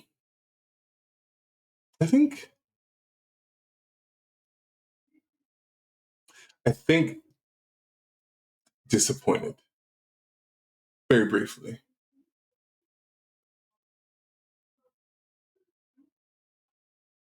Objectively correct. The objectively correct response. Mm-hmm. Yeah. Like the previous outfit was definitely more in Abigail's actual style. This is just going back to the old song and dance that we both had to do. So it's a little disappointing.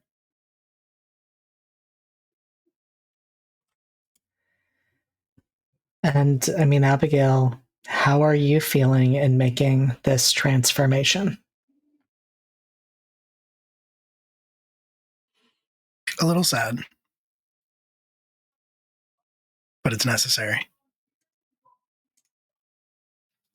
I think she has a moment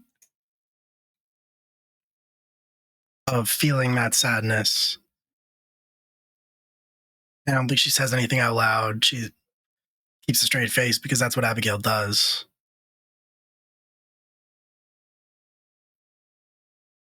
But internally, I think she just says to herself, I'll come back to you.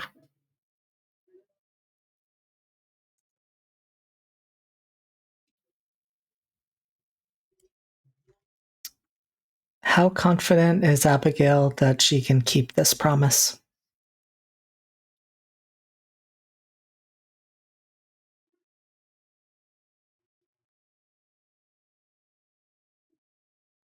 I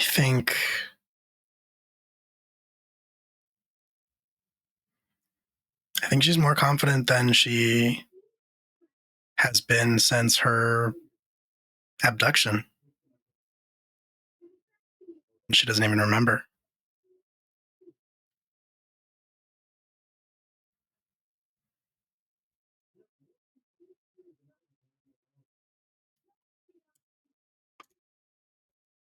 And I imagine that confidence is at least supported by the fact that you and the others can see.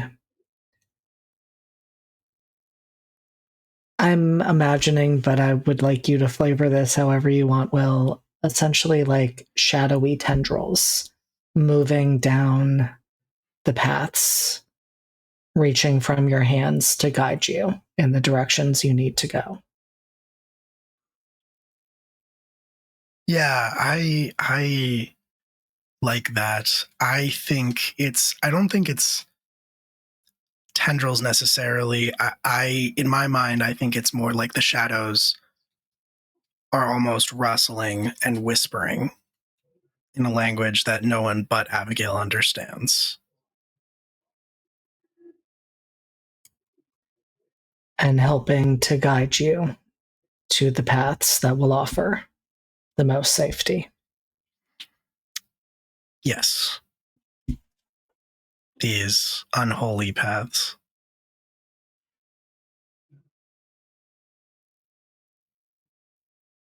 And as you are moving further and further into the city, which none of you can see.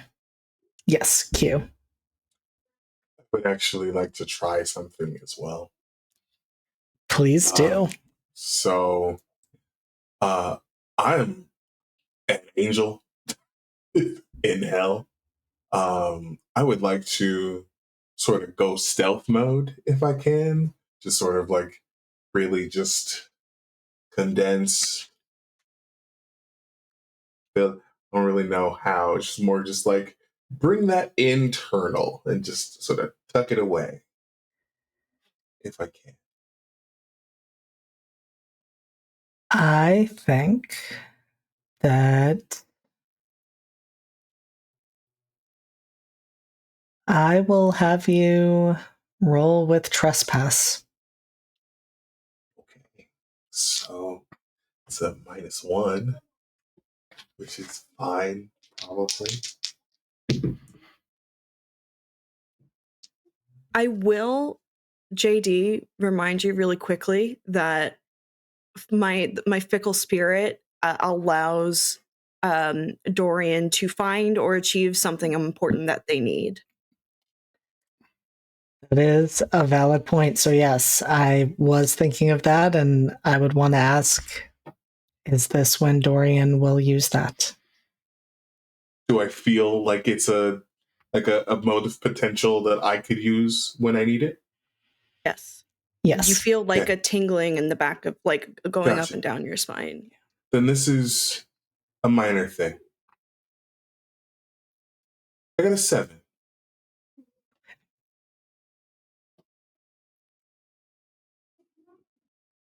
And in doing that, Dorian,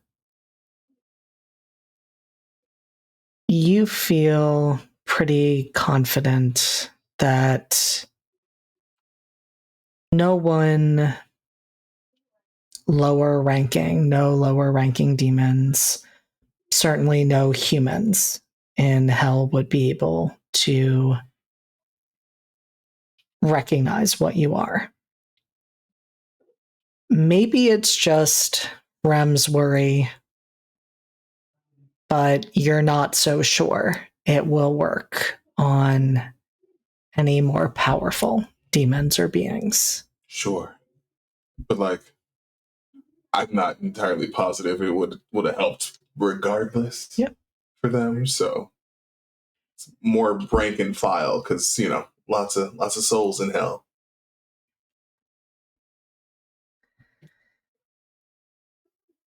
And I think that is a fair point that could attract much attention, and it would make sense that, well, none of you, except for Abigail, can understand the language that is being spoken. You are seeing those moving shadows. You are hearing whispering.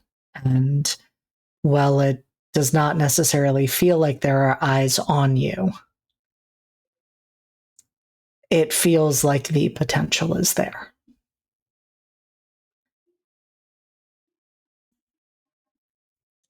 And as you move closer and closer to the palace, the shadows start to ask you, Abigail, what you will do once you are inside. They start to say that they can no longer offer any guidance. We just got raided. Thank you so Hello, much, Raiders. Raiders. Welcome on in.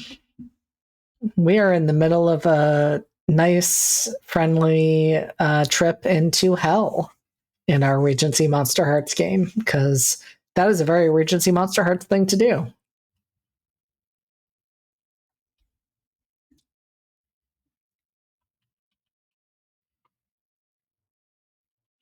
Sorry, I'm doing the thing real quick.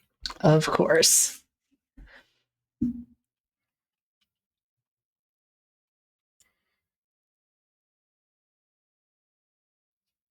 Shit.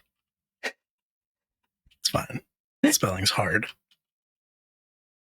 Spelling, what's that? I don't know. Never heard of it. Right. Can you repeat the question? And so, Abigail, these shadows that have been helping to guide you down these paths beneath the city start to ask you what you will do once you are inside, that they will no longer be able to help you. I know my way from inside. I've been in the throne room before.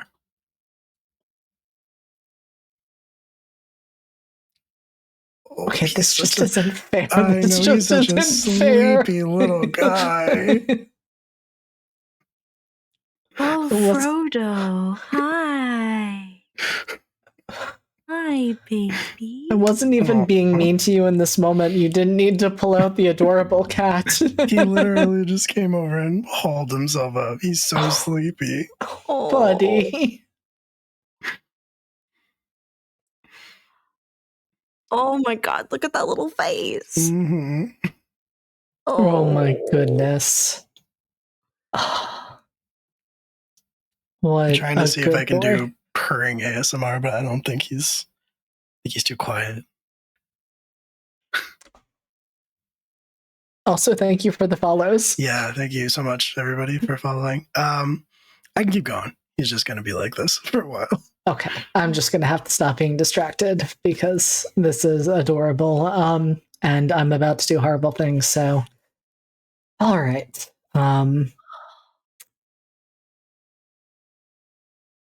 So, Abigail, you are continuing to move with that confidence, Yes. that recognition of, I know my way inside, I know where I am heading. You got an 11 on gazing into the abyss, and so I'm curious, given that Abigail does have a sense of the layout, is there a particular place she is hoping to enter the palace in? Yes. This is this is where she's from. This is her domain, especially in the aspect that she is wearing currently.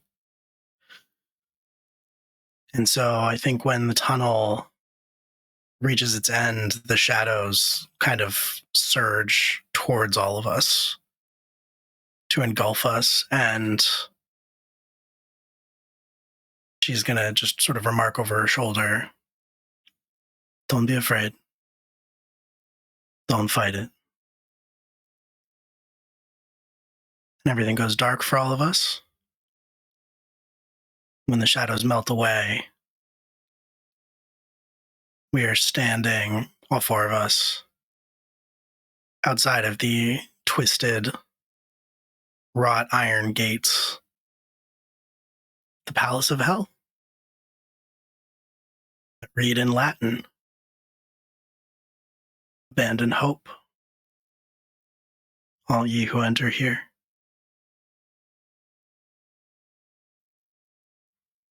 I'm sorry, I can't take this seriously because of the literal ubu face.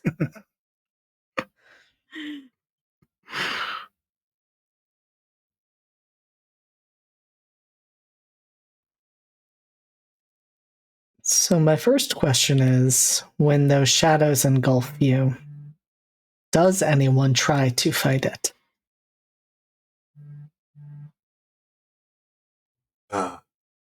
I'm used to the dark. I will make sure to keep a tight grip on Astrid, though. Supportive, not, constricting.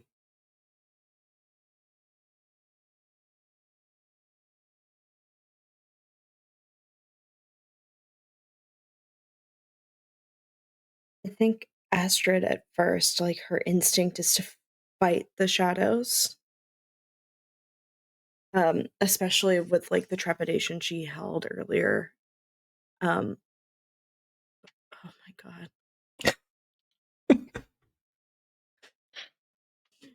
Keep it together. I'm just rearranging some stuff. It's fine. Don't worry. Yeah, rearranging some stuff. But then welcomes it. Just to see how it feels, just to try something new and experience darkness for once.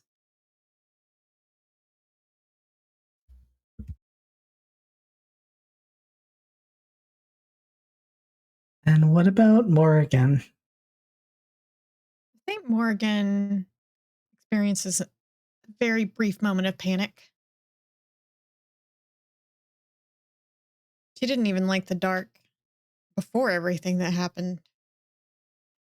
I imagine she spent some time in a darkness that she didn't fully understand before finding her way back to what she is now. I think she struggles with it a little bit.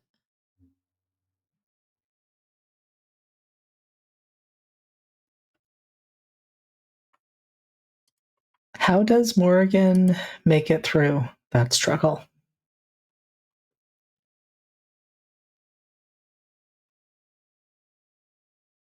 I mean, does she really have a choice? we eventually come out of it, right? So I think she holds her breath until the moment that she can see again. Then takes a deep gasp and lets it out and tries to calm herself,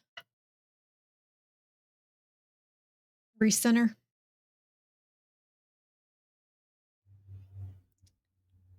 And I'm imagining that in those moments that you are recentering, you do flicker in and out a few times, at least to the perspective of the others. I do think that's a good portion of her fear is what if she didn't come out of that?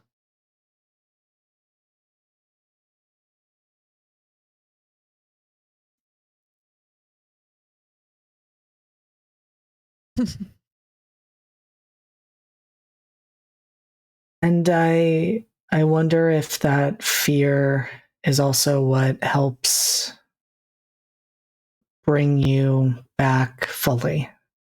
That fear of a life unfulfilled and that question of how permanent this is and not being willing to let that go right now.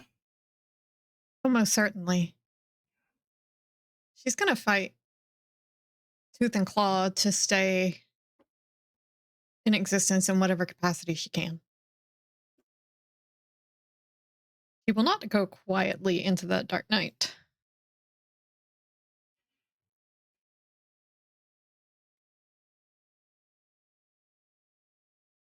And the four of you stand there.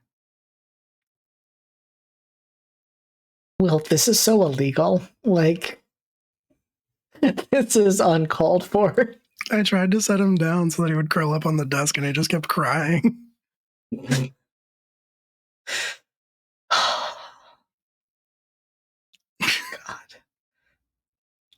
This cat. Yeah, I know.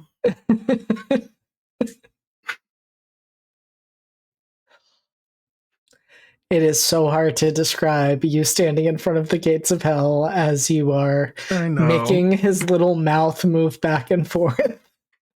Frodo was Hi, Abigail all guys. along. Here's me, Frodo.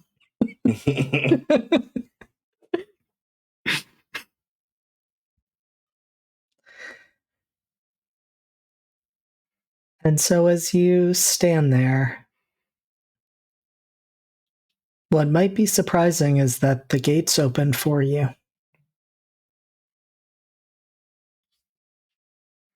In essence, welcoming you beyond.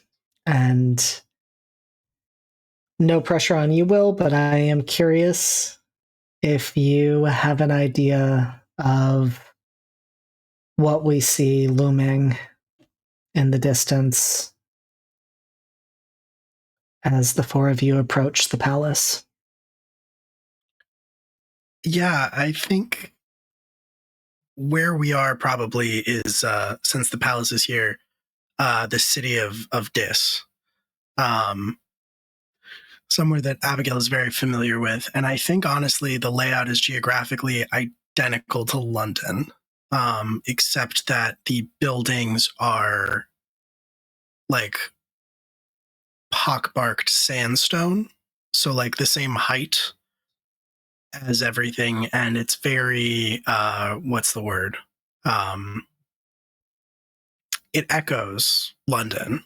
So every building in London has an equivalent here, or maybe every building here has an equivalent in London. Who knows? But I think they are kind of pockmarked. The doorways are holes, the windows are holes, that sort of thing. And the palace that looms in front of us is similar in scale and shape to the palace that we are used to, but is this black rock covered in holes.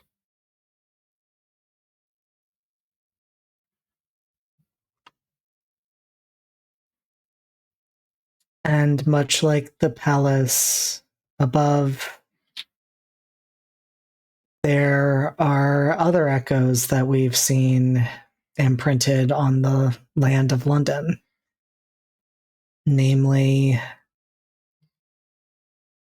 those places of blighted earth, of dark flowers and foliage that make up what would have been the beautiful gardens that surround the palace. And there are also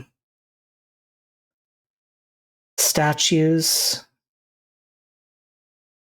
I would imagine primarily commemorating the one whose sin is pride, where statues commemorating moments in London would stand. But the big thing that's different, the thing that strikes all of you, is that at the palace in London, there is a significant spot that blooms all year round because it is a space that was created in entering into an agreement with the Fae, and it was a gift from them. That space is nothing but shadow, as though nothing can sit there because it can't echo what is above.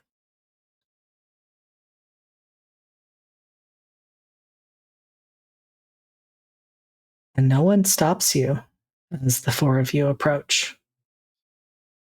And I In think fact, as we you sorry. see only one figure standing right at the entrance.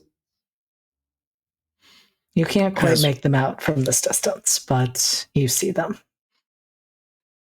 As we move closer, I think Abigail just sort of remarks to no one really. As above, so below.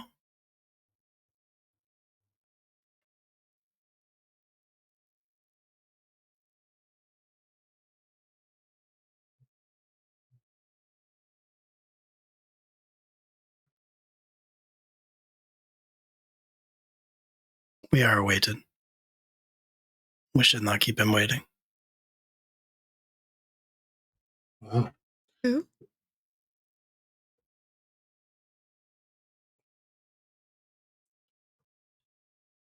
Lucifer.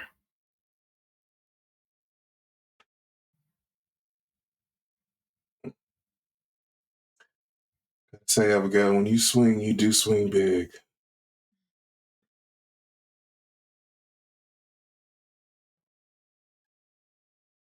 We have many things to discuss. And she'll start walking towards him. How's my hair?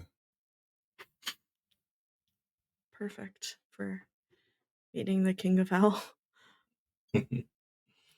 Thank you for saying so.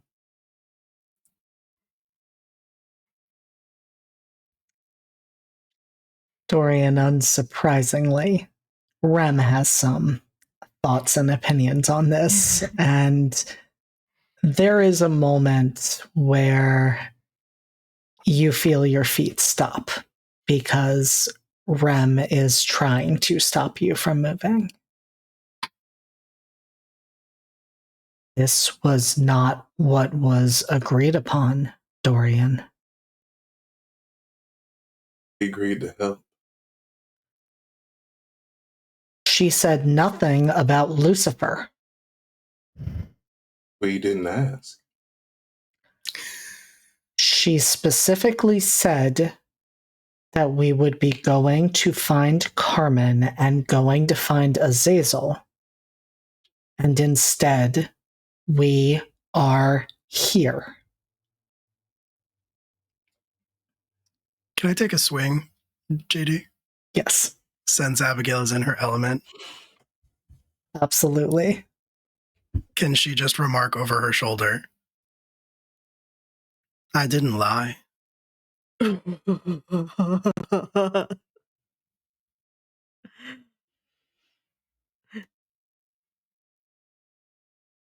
You calling me a liar? I ain't calling you a truther.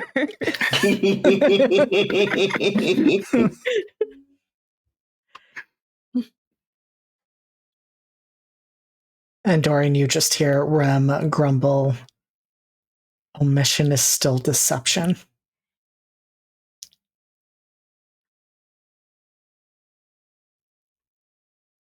Would you like me to send you back up?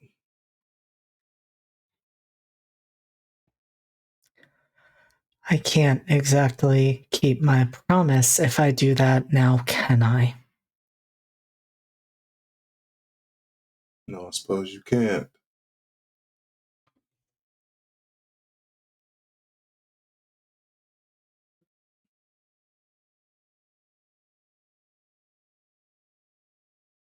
You are going to regret this, Dorian.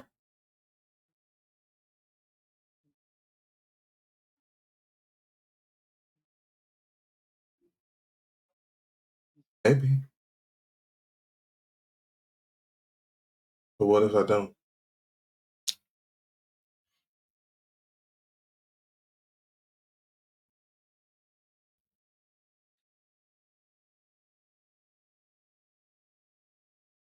Well, then let's hope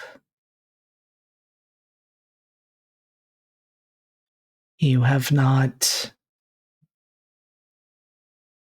damaged anything precious to a degree where that guilt becomes even weightier on you.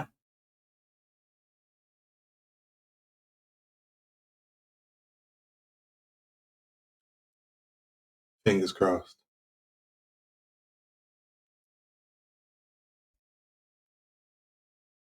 Big smiles, everyone. It's not every day you meet Satan himself.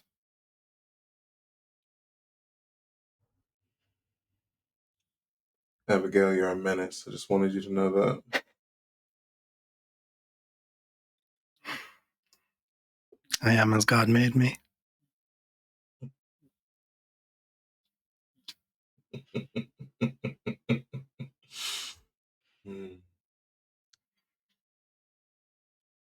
You do realize as you approach the front steps that the figure waiting for you there is not Lucifer. No. Because all four of you recognize Seneschal Nyx standing there. She looks different. Not necessarily in attire. The same leather and spikes are there, though perhaps there are more of them, and that leather is rather cracked and stiff with blood. But it's her eyes that are different.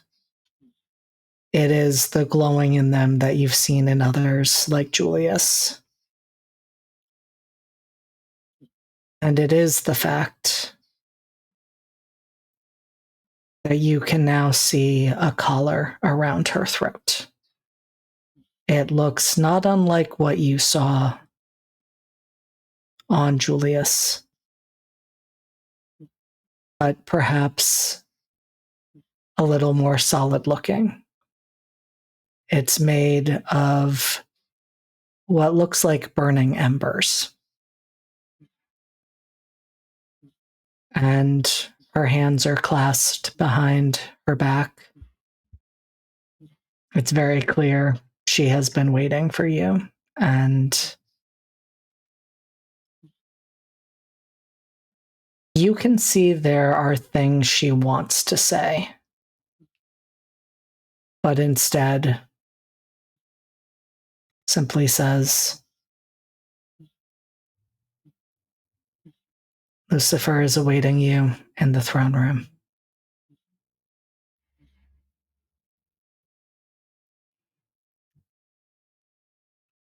Abigail will drop a little curtsy towards Nyx. Princess Avidalia of the House of Abaddon. And friends.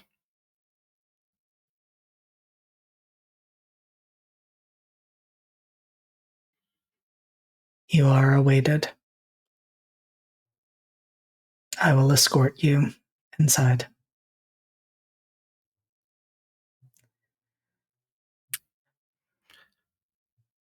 I mean, Abigail's going to follow, but as we're walking, I think she will take a few steps to be in lockstep with Nyx. So, double dipping.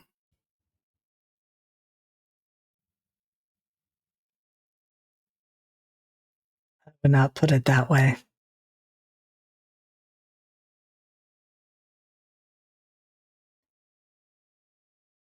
Completing my duties.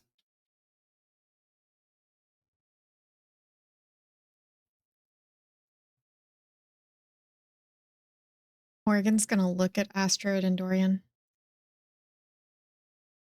Is this a problem? No.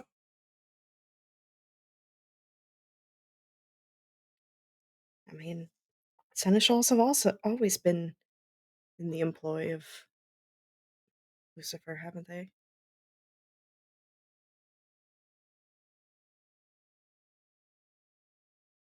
I don't know why this is so shocking, but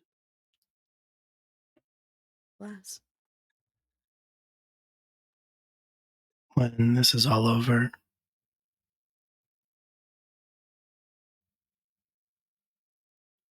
I will either be dead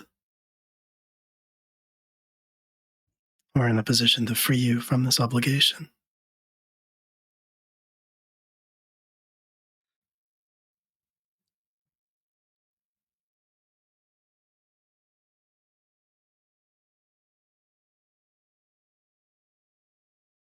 Are you trying to get me to make a deal with you?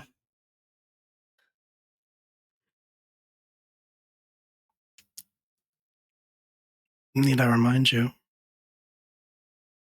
I don't have to. And she'll do the same snap thing with the Hellfire. I'm not spending the string that I have on Nyx, but making it clear that I have it.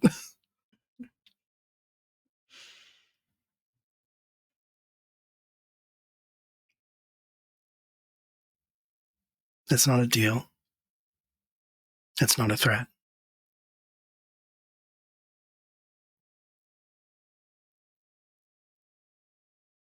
Then what is it? Some secret third thing?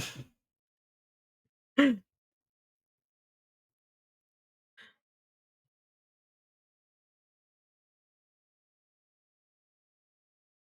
must have done some research on me. If you had, you'd know that I like to give my friends what they really want.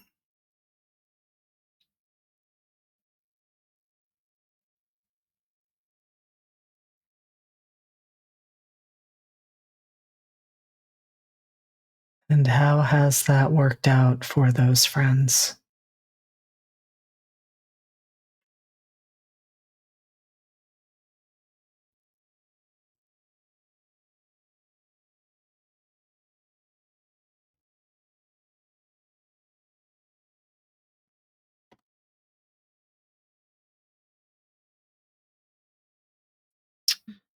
I think Abigail's steps falter just for a second.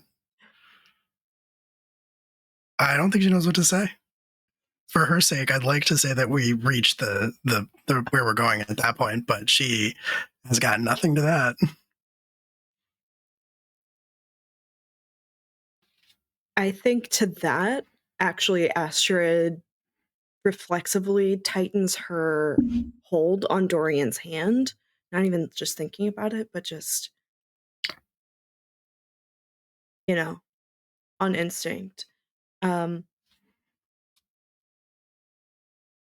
wonders if she just has wonders. I mean, I'm still here, right? Just making sure that you're here, Of course. grounded.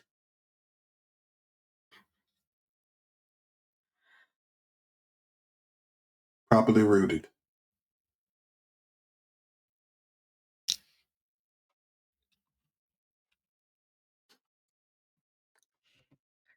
And because I have to ask before those doors open, where is Morrigan's head at this point? Walking in to meet with Lucifer. I think this might be the first time since all this happened that she wants to be invisible. So she's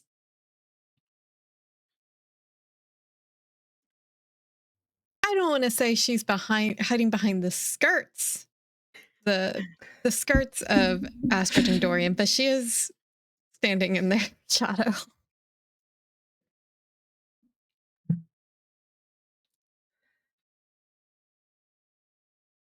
And so you reach the doors, and Nyx does not force you to stay in that discomfort. Abigail. He woke so up. long. He's so He's- long. He is. He's just a big little baby. What did you just eat? It's fine. Getting to the point where I'm just going to have to give Abigail a cat.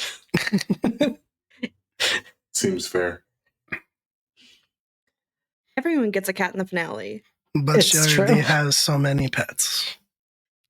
Wow, that's I- crazy. Damn. I knew That's you were going to say crazy. that.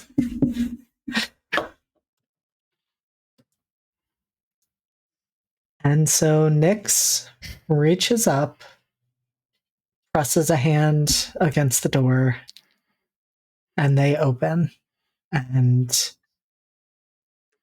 the first thing that stands out is how bright it is in there. Not quite to the level that heaven was, but at a level not even comparable to what the palace above looks like. If anything, it makes you think of that space as almost shadowy and dingy because this is just so vibrant. And Seneschal Nyx announces you exactly as you announced yourself.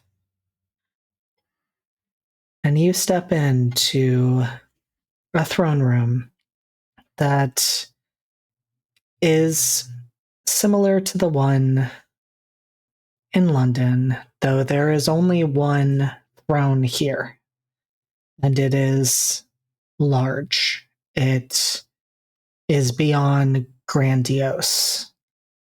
It looks carved from bone. You're not sure if it is multiple bones that were woven seamlessly together, or it is the skeleton of something you could not even comprehend because it is that large. And seated on it is a figure that may feel surprising depending on what you were expecting. If you were thinking about Abigail and her appearance, or what you may have seen from other demons, you might be imagining horns. You might be imagining something shadowy and twisted. But the figure looks very much like a man. He has long blonde hair, piercing blue eyes, and his wings are white. If anything, you would look at him and think, I am seeing an angel. And the light is emanating from him. So it is not a depiction like in legend. It is not like that. It would more closely resemble Sandman. Beautiful.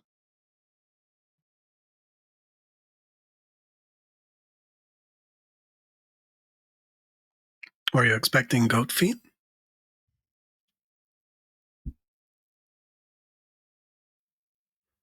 Maybe a tail. I realize your experience with hell doesn't extend much beyond myself and him. But you should see by now. It's all beautiful.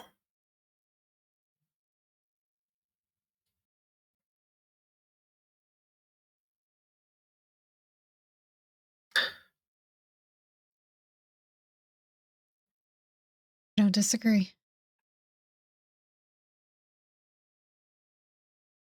But all the more dangerous for it. Now you're learning.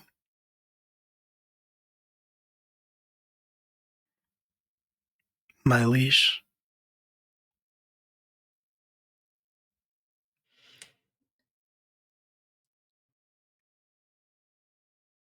And Lucifer does not initially respond. Maybe it's that, you were a distance away and your voice didn't carry enough.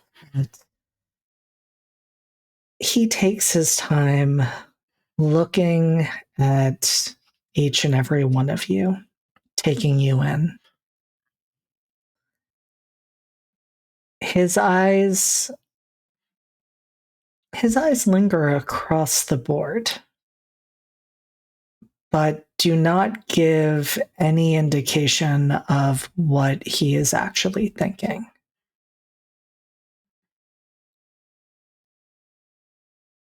He does not stand. And when he does speak, it is to Abigail. To what do I owe the honor?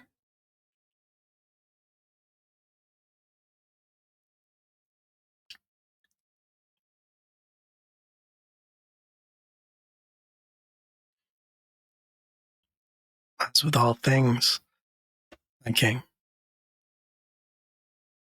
I think you know why I am here. I come with a bargain. Do you now?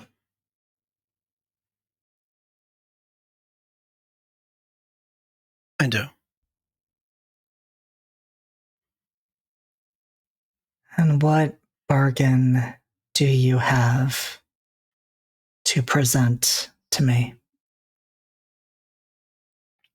I think before she moves closer, Abigail is going to let her hand reach out and take Astrid's, the one that Dorian is not holding. She's going to give it a little squeeze and look Astrid in her eyes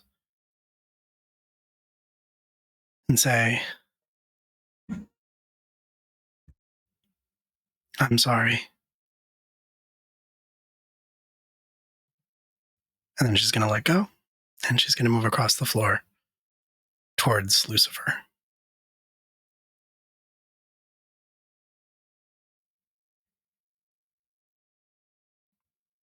My king, you've sat on that throne for eternity.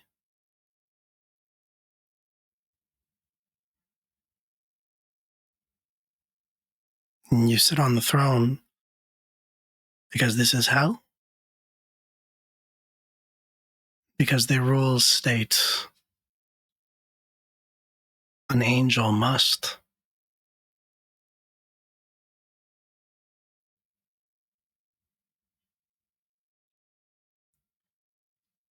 We have brought an angel.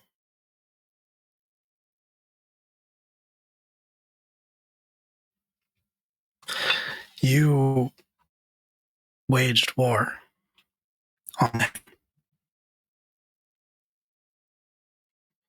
and you are cast out for it. Cast down here for all time. And they know you. They put safeguards in place to chain you, to clip your wings, to keep you here.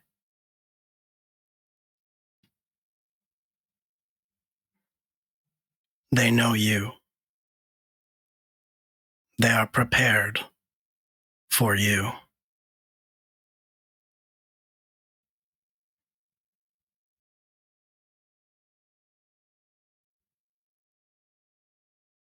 But Remiel stabbed God.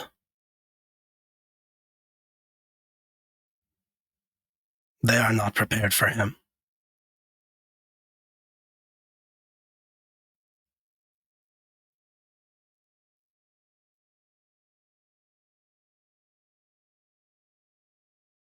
So the bargain is this.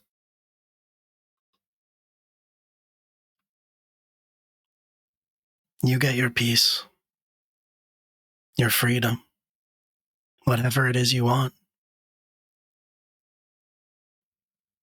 The fallen angel Remiel takes the throne of hell. And then we change the rules.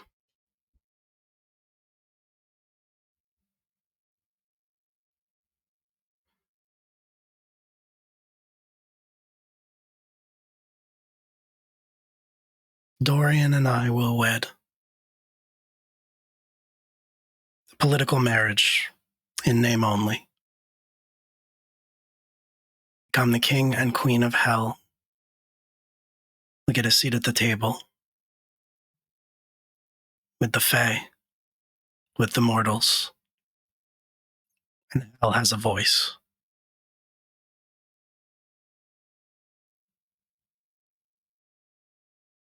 And then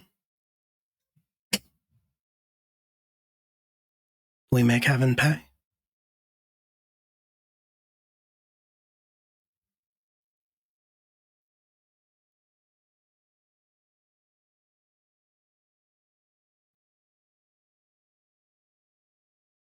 If you have questions, I'm prepared to answer them.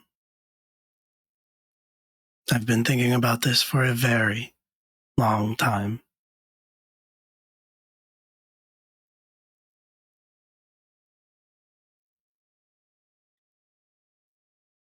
And it is perhaps surprising that when Lucifer cocks his head to the side, his first and for the moment only question is, how long?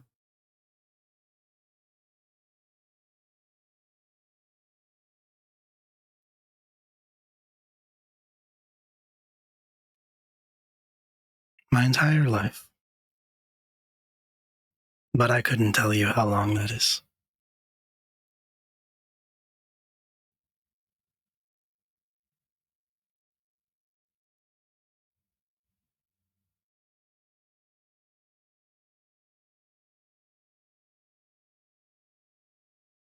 And before Lucifer responds to that, I want to give everyone a chance to respond to that.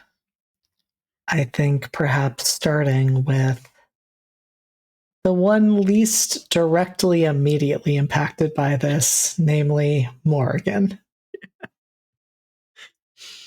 I mean, like you said, she's not overly impacted by it. She is watching Dorian and Astrid very closely, but currently keeping her thoughts to herself.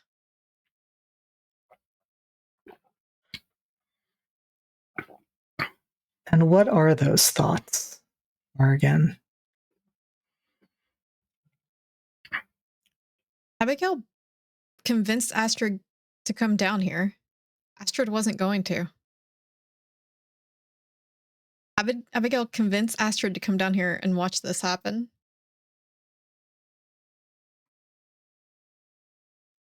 Brought her down here just to break her heart.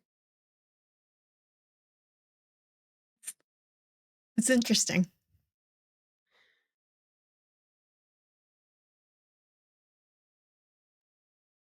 And what are we seeing on, starting with the faces of Dorian and Astrid? What is Morrigan seeing?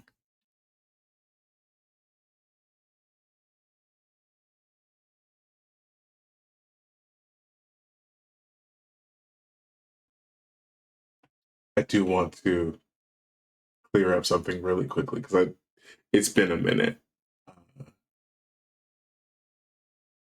Okay, yeah, hold on. Astrid, you should go first. Okay.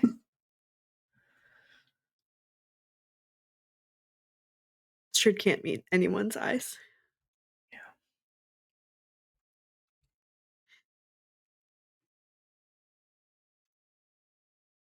All she can do is just feel her heart shatter.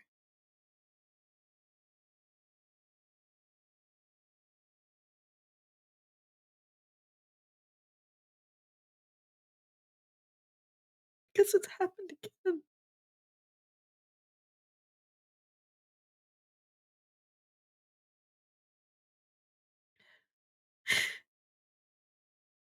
Her love and her trust and her devotion being used as a pawn for somebody else's political advancement.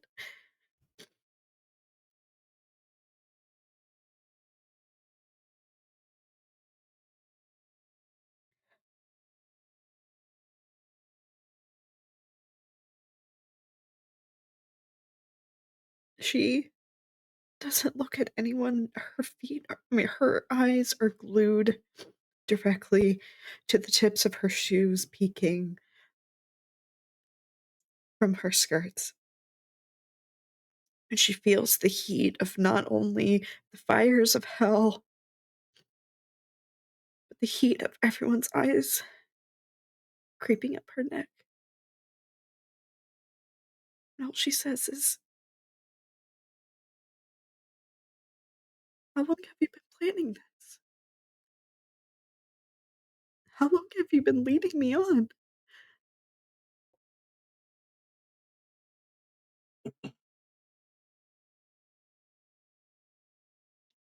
For Dorian's part, the only response before Astrid asked the question was a raise of an eyebrow.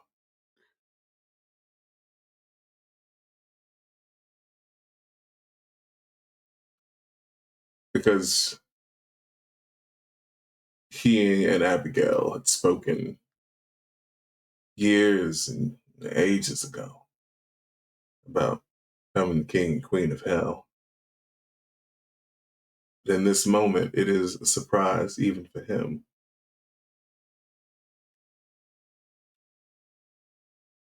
But in the face of the current king of hell, it is unwise not have a unified front. But when Astrid asked the I have to question, ask before you answer Astrid's question. Yeah. When you realized that you would be meeting with Lucifer, was there any inkling that this might be what Abigail had planned?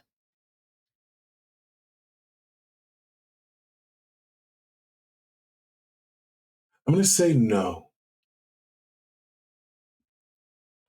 There's no telling what Abigail has planned. So this was definitely not high on the list.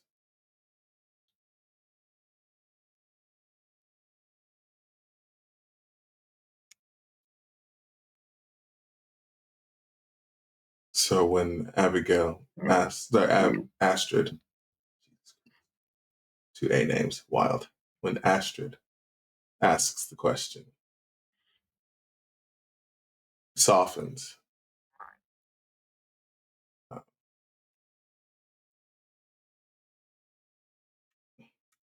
The glasses come off. You see the golden eyes looking at you. I wasn't leading you on.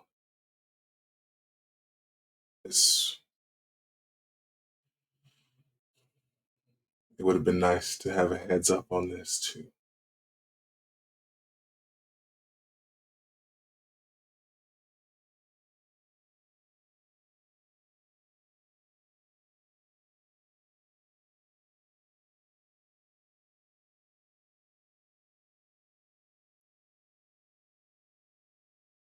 don't believe you.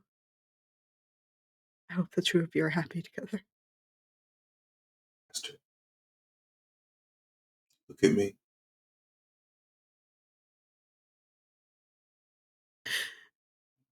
Been through too much.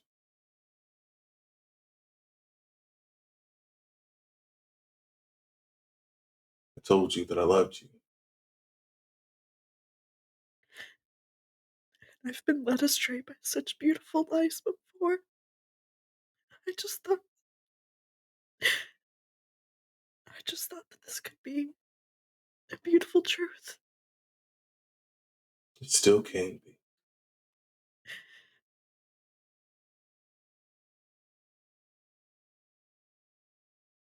I'm sorry. If I had known, I wouldn't have you come along with us.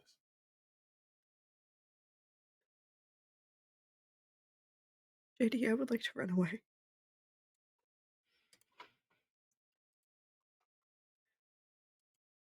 I will give you that for free.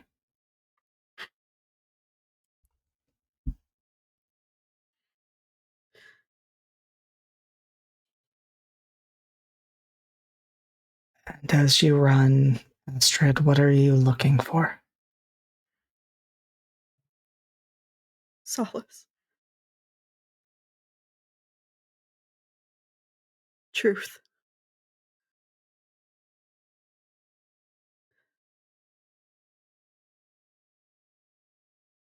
Comfort.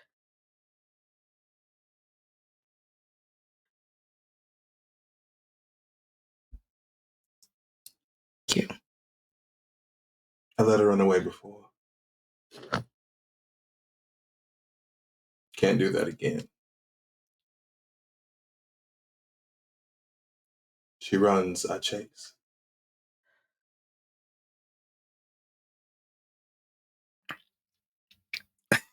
So, funny story. While we were on break, I took a little scroll Q took a little scroll down at our little panels under the Twitch page.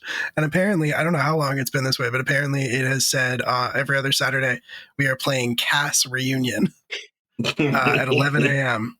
So congratulations, Cass, every other Saturday. Saturday's Clearly, casting. they're going to have to be a guest at some point. Clearly, that's all that can happen Just now. to make it right. Yep. All right, so where we left off was at a really intense and emotional moment as Abigail unveiled the plan that she had not communicated to everyone with her, and that caused a rupture in the trust and relationship of Astrid and Dorian, to where Astrid decided they needed to leave this situation in this room and ran.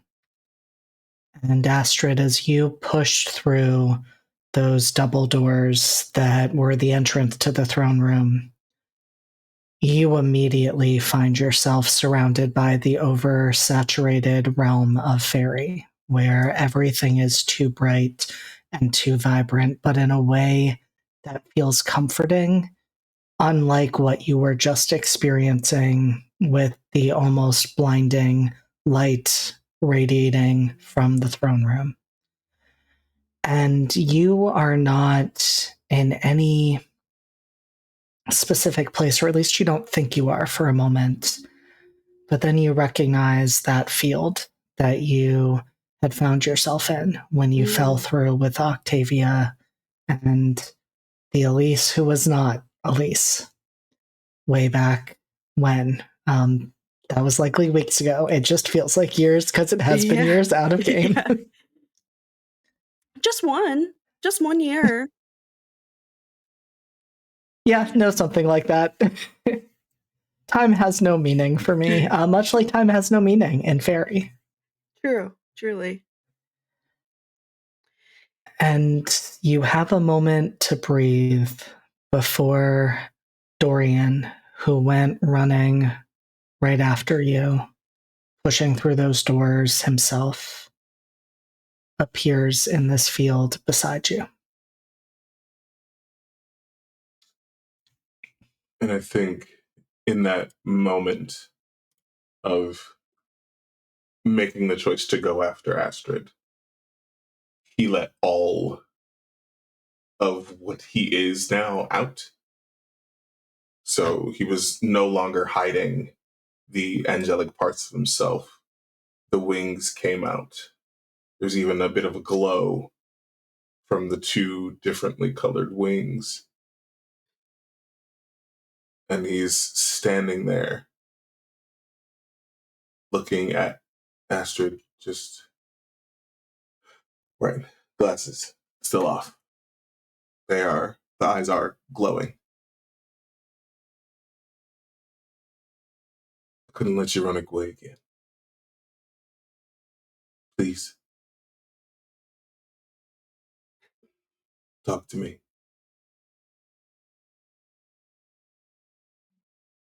What I is there didn't to know. say? You entered into a courtship with me knowing that you had a marriage pact with somebody else. Musings. There was no pact, no deal. Something we talked about. We talked about a lot of things, Astrid. Yeah, she seemed really resolute about it. She does that with most things she says.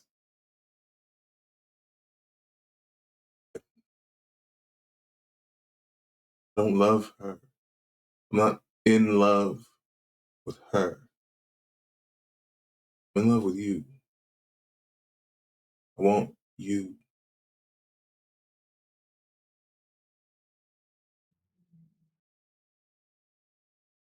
I fought to leave heaven to get back to you, and I would crawl my way through hell to do the same. You don't have to believe me. I wouldn't blame you if you didn't.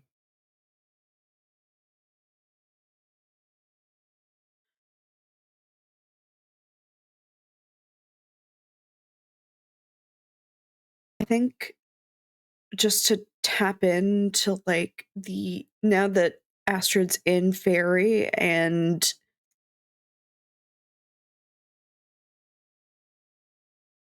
her emotions are freewheeling, spinning, violent. It's the environment around her is almost responding to those feelings because she's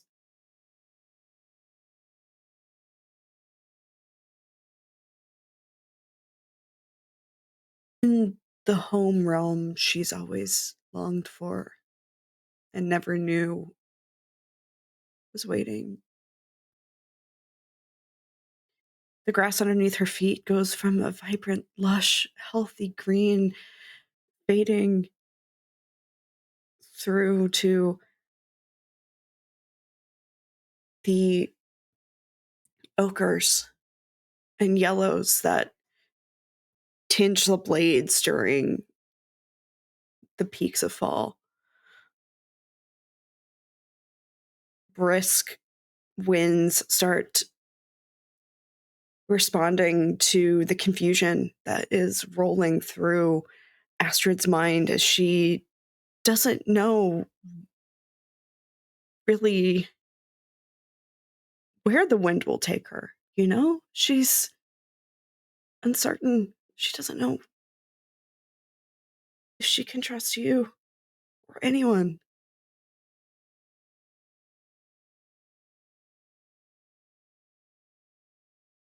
But she's rooted here right now.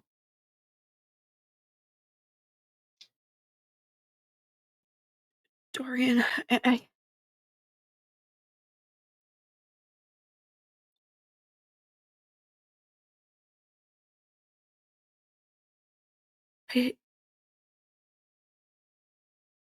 How long ago did you make that pact with Abigail? Because it seems like it was really fresh in her mind. This was before I even came to London.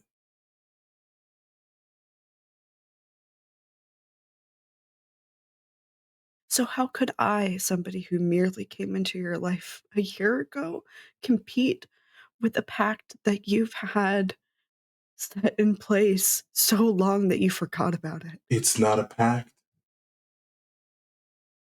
This was not a deal or a promise. This was thoughts, ideas, schemings. Something that we could do to change our situations.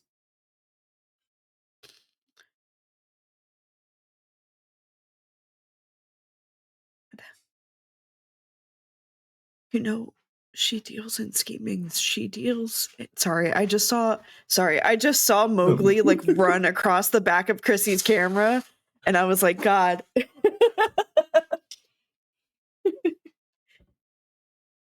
Somebody's outside. He's watching. Shout out to Mowgli. Everyone's looking to make a deal.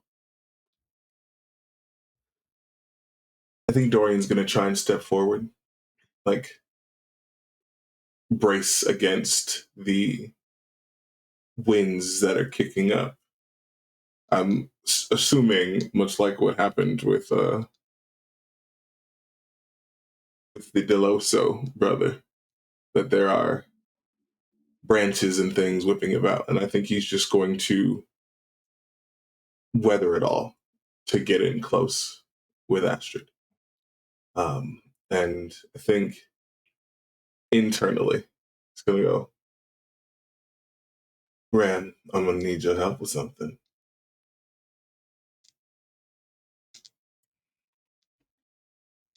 See if we can make a form for you right now.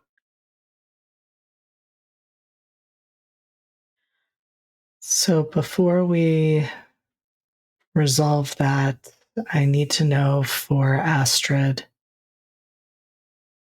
is she willing for Dorian to come any closer, or does she bring nature even more tightly around herself as a barrier? I think she does invoke one with nature.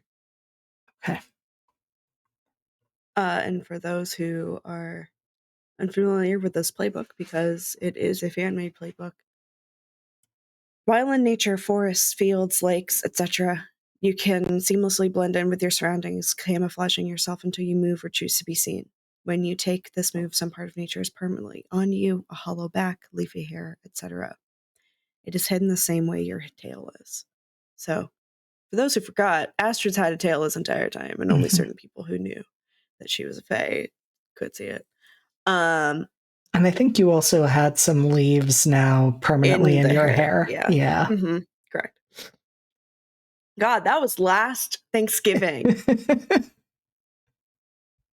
And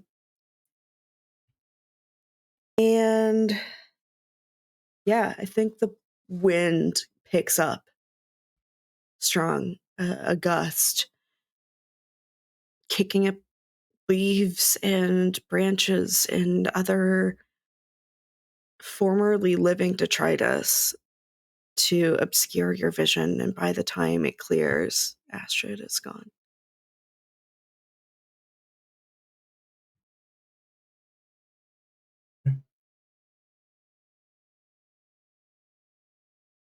And my final question is, at this point, is Dorian's presence disrupting that peace and solace and comfort that Astrid is searching for? I think it's less of Dorian's presence and more of Dorian's connection to Abigail.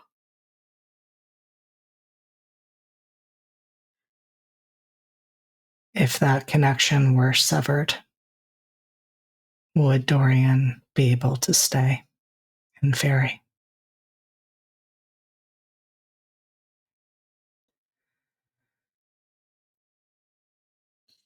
And for Dorian, that comes through Rem as you are asking him for help. And he says,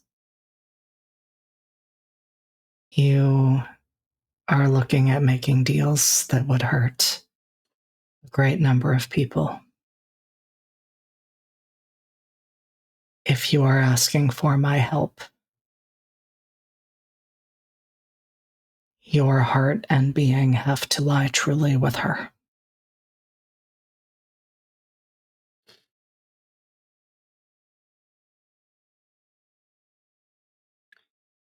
Marry me. Right now. I'd like to use the thing that Asher gave me. I would like to have a golden rope.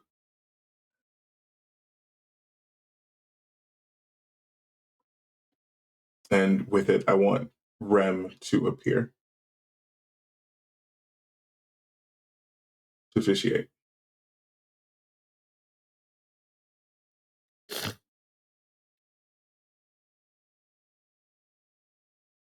And Rem does appear. They wait for one moment and they say,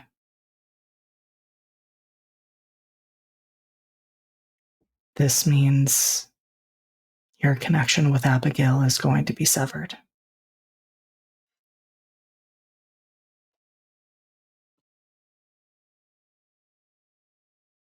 You don't hear anything. There's no voice, there's no presence, there's nothing.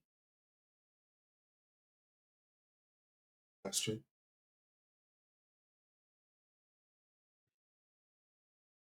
I think above the table, she's like headed to the family she was originally born to and told her always had a home ready for her.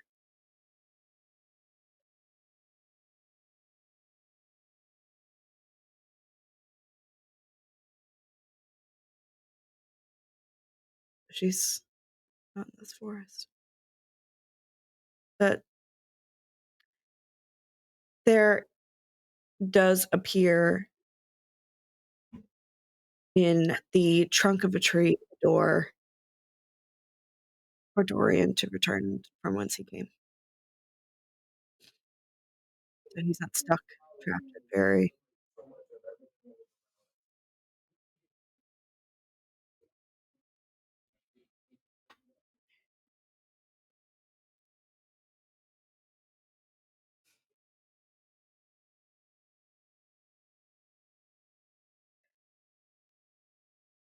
I warned you, Dorian.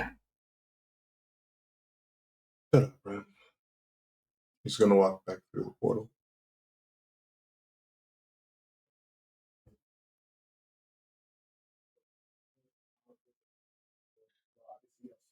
And for the rest of you, only a few seconds have passed since the two of them went through that door. When you see Mr. Dorian Black return in his full angelic form.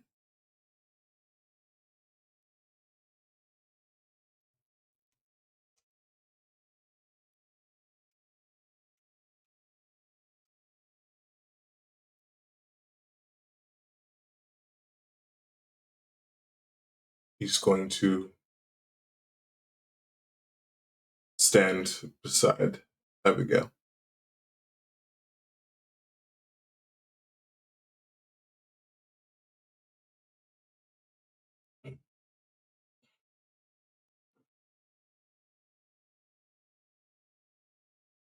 So that's the deal.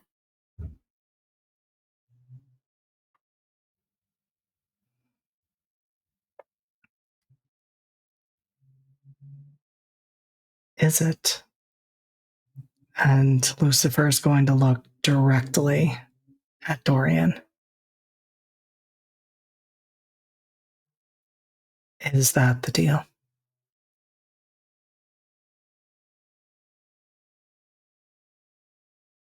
Did you ask for your part? Or are we just going to handle that once we have Colonel? Who's that directed to? Abigail.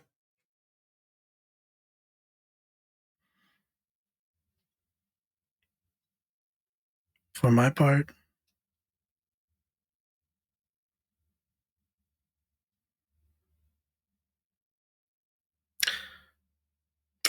I knew that the only chance that I ever had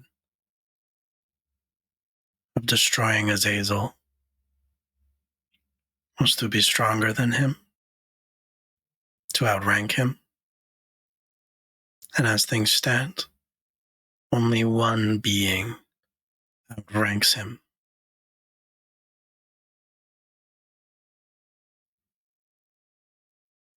So that's what I want.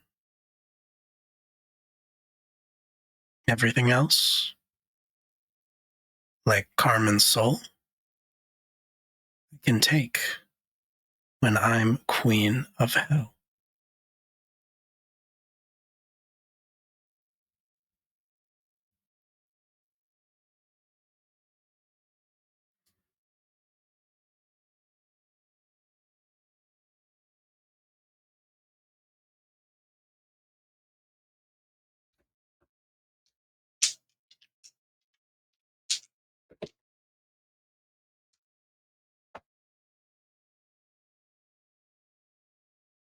Yeah, that's the deal.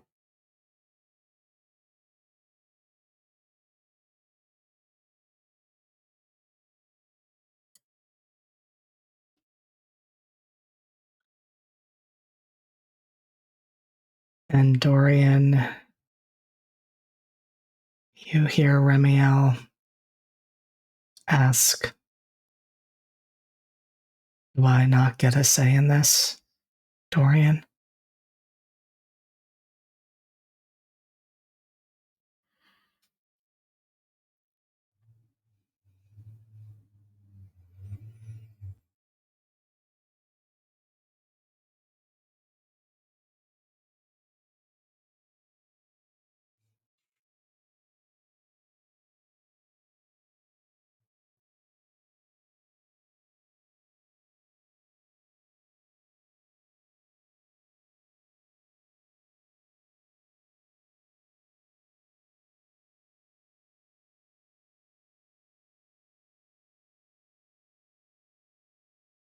Does it have to be Remiel?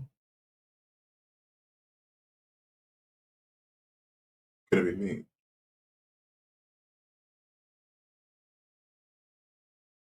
It needs to be Remiel first. An angel has to sit on the throne. But King of Hell could declare that there are new monarchs. And then I suppose both Remiel and Lucifer could be free to wage war on heaven or wherever their desires lie, with the backing of the kingdom of hell, of course.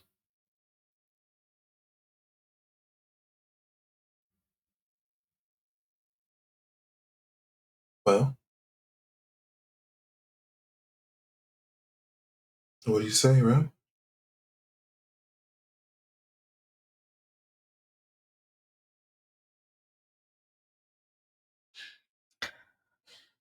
I say that it seems like choices have already been made. Deal's not struck yet.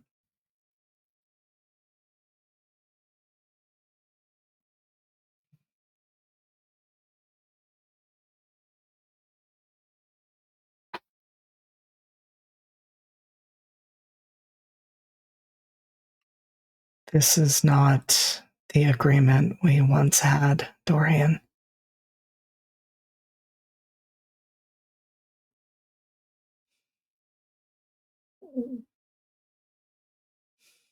No, I suppose not.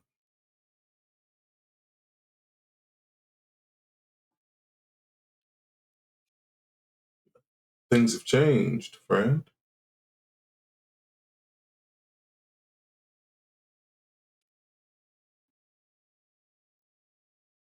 Are you always going to follow where Abigail leads?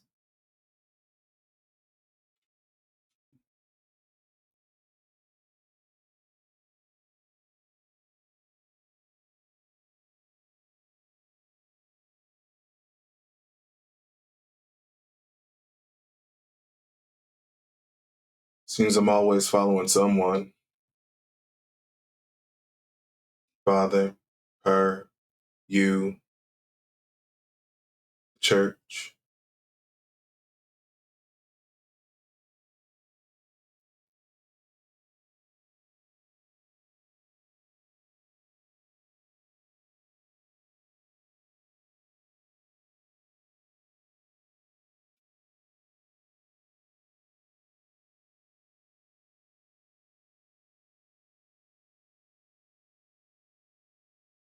I never wanted to take a side because I did not agree with what heaven or hell was doing. And now you are asking me to sit on the throne of hell, to enter into a partnership with someone who deceives others at every turn. And the piece that I am struggling the most with is it all sounds so perfect. I hand over my power to you. I have my freedom. I can go wage war against heaven if I choose or not if I choose. And Abigail will somehow usher in something that is better than what is currently here. But how can I trust that when she brought all of us down here under false pretenses?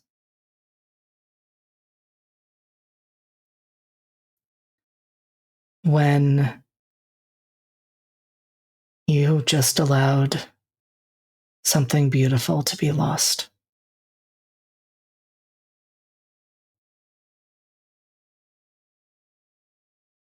I didn't trust heaven or hell. Okay.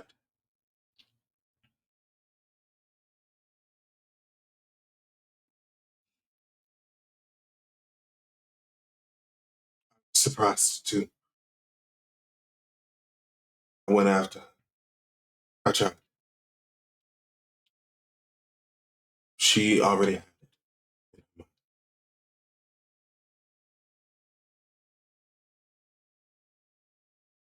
Understandably so. I get it. But I tried.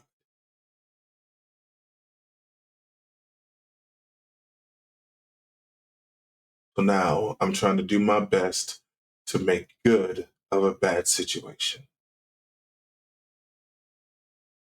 Because what if I say no? Then all of this will have been for nothing. Just walk away and what?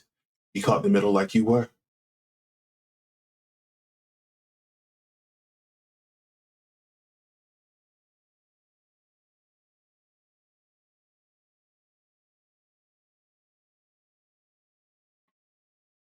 In keeping with what we said earlier, if Abigail can, still standing there very stone-faced, chin is still tilted back. Her chin is still tilted up. But she says quietly,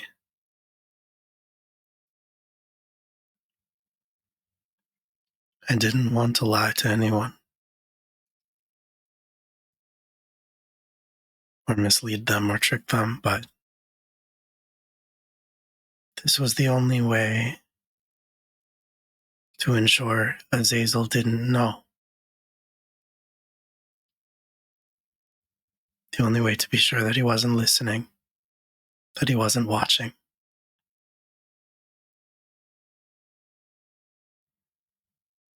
And I brought Astrid.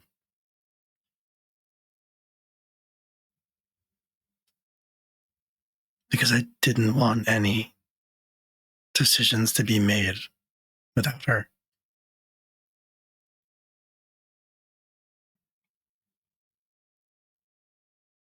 Because she had a right to be here.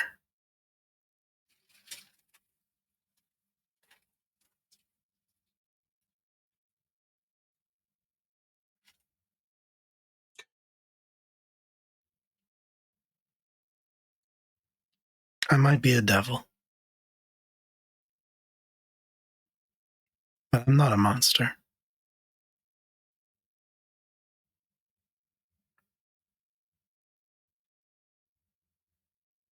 And how many of the wicked have you punished, Angel?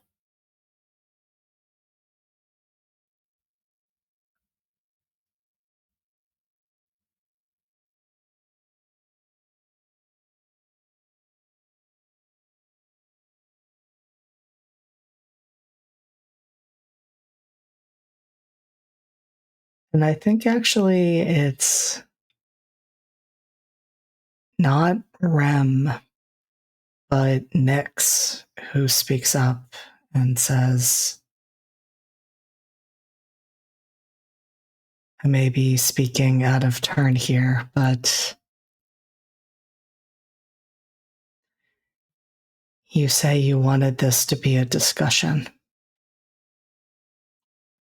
But you came in and proposed a deal, a bargain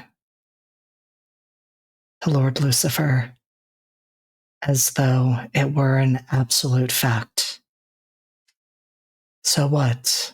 Was there meant to be a debate right here on the throne room floor about what would happen? Whether Ramiel would give their consent to this? Whether Lady Astrid Primer would be willing to be a part of this agreement in all of the ways that would affect them? How is that a discussion, Abigail? How is that a conversation? You came here with your mind made up. And you had better have come here with your mind made up. Or I dare say, Lord Lucifer is going to be displeased by the waste of his time.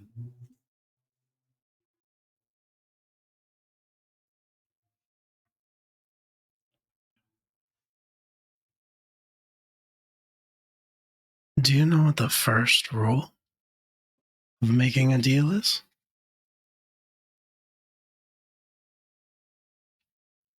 Don't show your hand.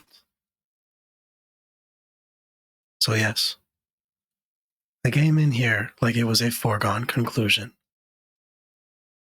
I came in here and put everything on the table as if it was readily available.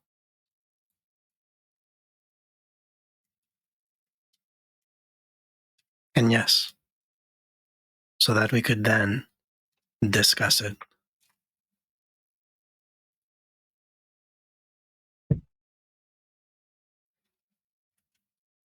But I guess I shouldn't be surprised. If you were better at bargaining, you probably wouldn't even be here.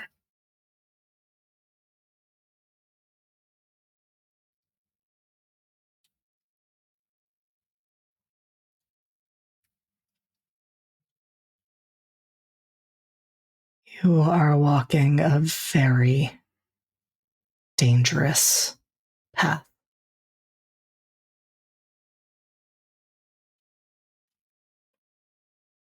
The second we stepped into hell, I knew that I would either die or I would walk out of it as a queen. There are no options left. This is the last play. Every moment of my life, every step that I have taken has brought me to this place. And it cost me everything.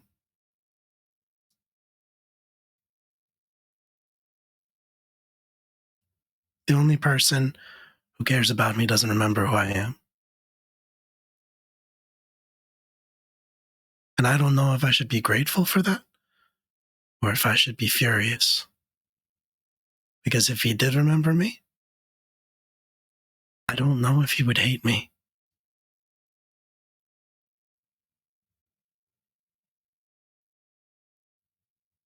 And I have spent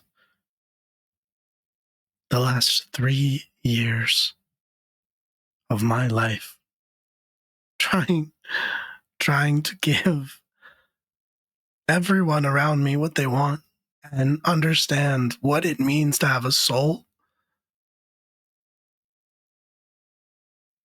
And I have given everything. I have nothing left to bargain with, nothing left to offer.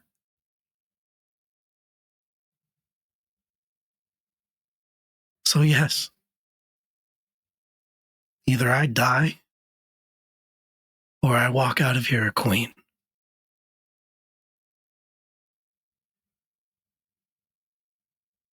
I'll tell you what, if it's the first thing, I'll let you do it.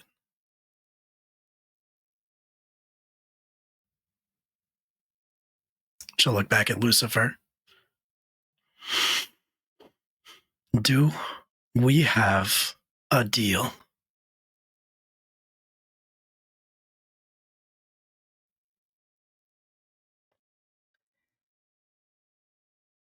And Lucifer looks directly not at Abigail, but again at Dorian and says, well, Remiel, do we have an angel? It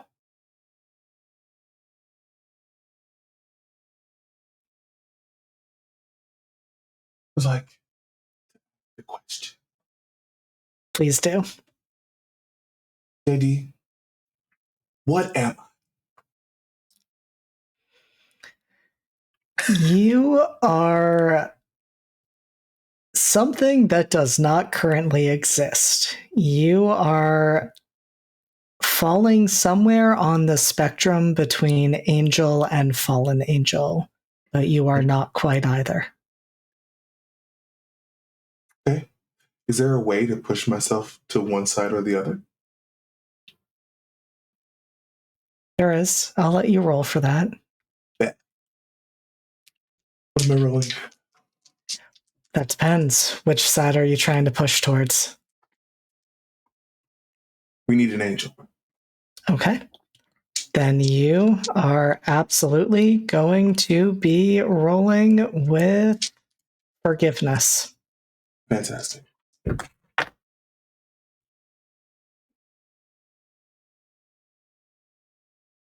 yeah.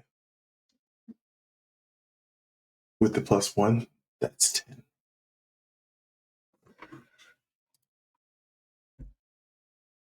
So I will ask you, Q,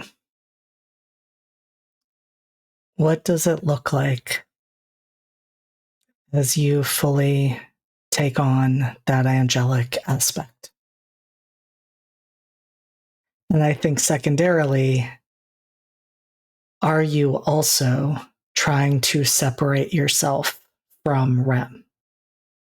Yes. Okay. Especially because part of that process was already done. Yep. So I think the black of one of the wings begins to siphon off like ink. The sword manifests, and that sort of the ink sort of coalesces with it and begins to form a different entity, an actual body, Remia. And when it's done, both of his wings are white, though they still have the tips that are dipped in black.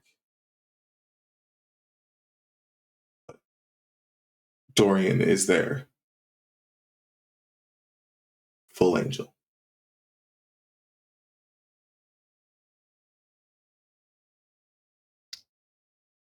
And Lucifer takes this in, takes this transformation into account, as well as seeing Remiel, who now does have a human-like appearance for the most part, with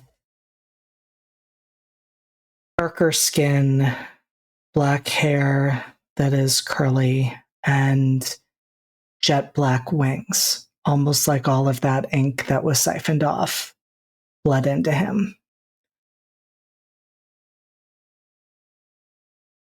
And Lucifer inclines his head in a nod, and then looks back at Abigail and says, well, it does look like we would need to change one of the terms of that bargain, as it does not appear you are offering Remiel as the person to set this throne.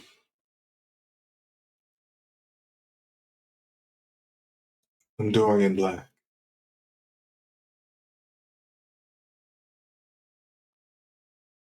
Something about beggars and choosers, my lord.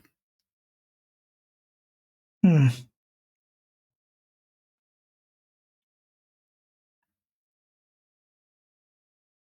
And he glances past you to look at Moore again. What about you?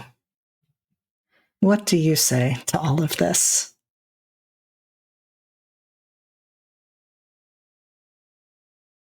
I think the show that I just witnessed has proven that what I have to say wouldn't really matter all that much.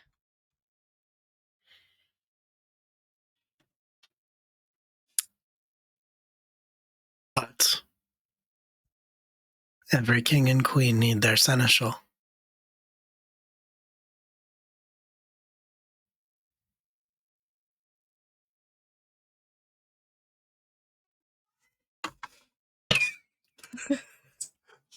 Heard that one. heard that one.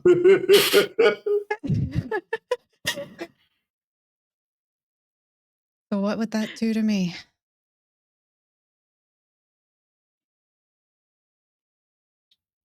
We will have enemies. They will need to be punished. We have affairs. They will need to be looked into. You won't get bored. Certainly not. Will I have permanence? I think we can arrange that. This is hell, after all. Okay.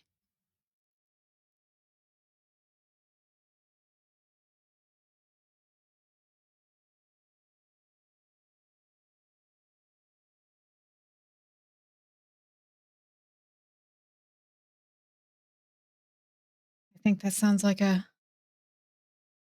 rousing good time.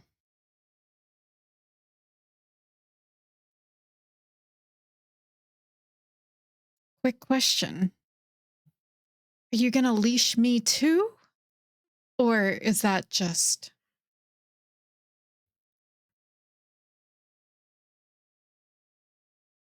Oh no, Q, you were muted.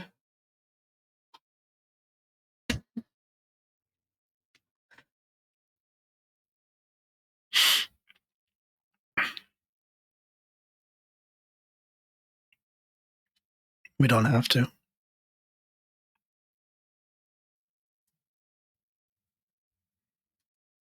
I don't know. The flame color does look kind of neat. Does it chafe a little there, Nyx? Or you...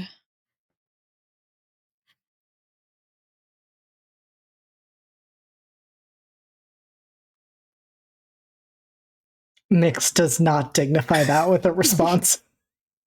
Thank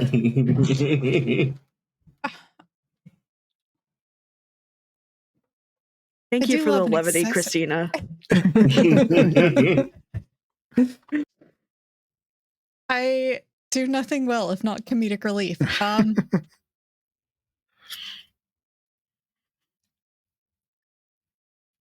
Yeah. I think I couldn't do anything useful in life. I think I'd like to be useful in death.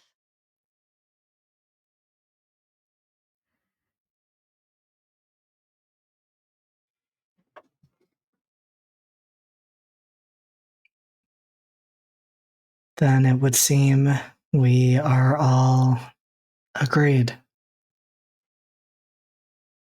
It would seem.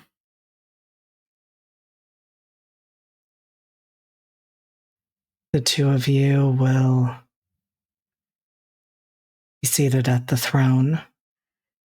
I will be free to do anything I want. And when it comes time, because it will come time, to wage war against heaven, I will have your backing.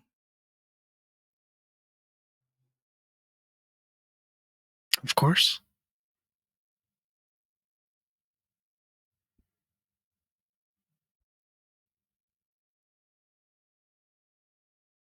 And he extends his hand to shake. To which one of us? To Dorian. I think there's a moment where he looks like he's going to reach for you, but then it is very clearly going to the angel.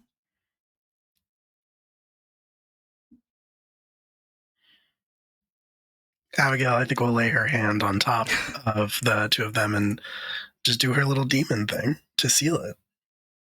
Sorry, her devil thing.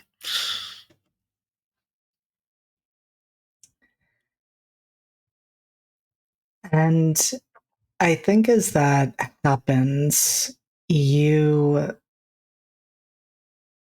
see a flicker, and all of you, I think, would see this flicker, but it's as though chains you didn't realize were holding on to Lucifer all pop into view and start disintegrating. And you see him stretch and flex his wings in a way he has not been able to. And then he just looks at you, Abigail, and smiles, a smile that is far too sharp and wide. I look forward to the conclusion of our deal. And he leaps into the air and goes straight through the roof and disappears. Congratulations, you have unleashed Lucifer to do whatever he wants. And are now standing here in the throne room with Nyx. The collar also disintegrates and falls away from her throat, as well as two of the people you came with, and a not particularly happy looking Remiel.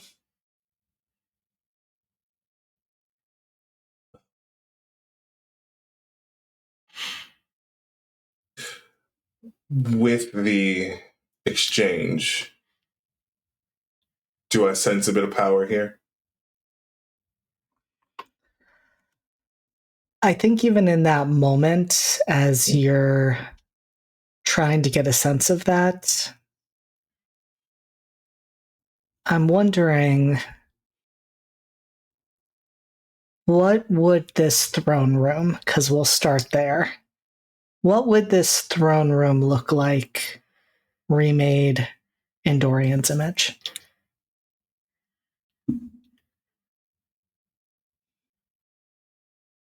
You got to keep with the motif, right? It's black, white, and gold. I think the floor looks like a chessboard. There are columns on either side leading up to it that are solid black with veins of gold shooting through them. The ceiling is white with lines of black that make up the sort of like arches and the crossings up top. There are 2 thrones, equal size.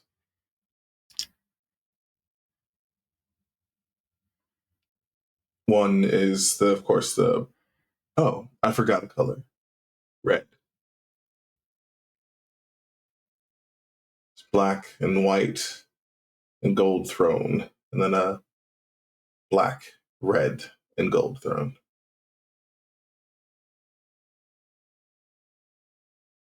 There's a rich, deep red carpet that goes up to the throne but doesn't quite make it to it. And I think there's just a slight raised platform so that they're not too high above everyone else. But there's, of course, that delineation. It is well lit, not overbearingly so, like it was when Lucifer was here. It's a more natural lighting, though I will say the shadows are a bit deeper here.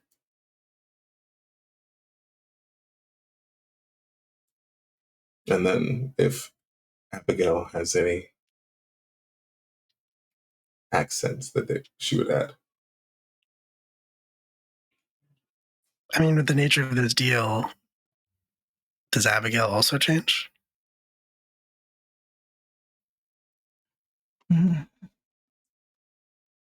That is interesting, and I think it would make sense that she would, since the whole purpose of this deal was to bring Abigail into this power, and that connection would definitely flow through her as well. Absolutely. I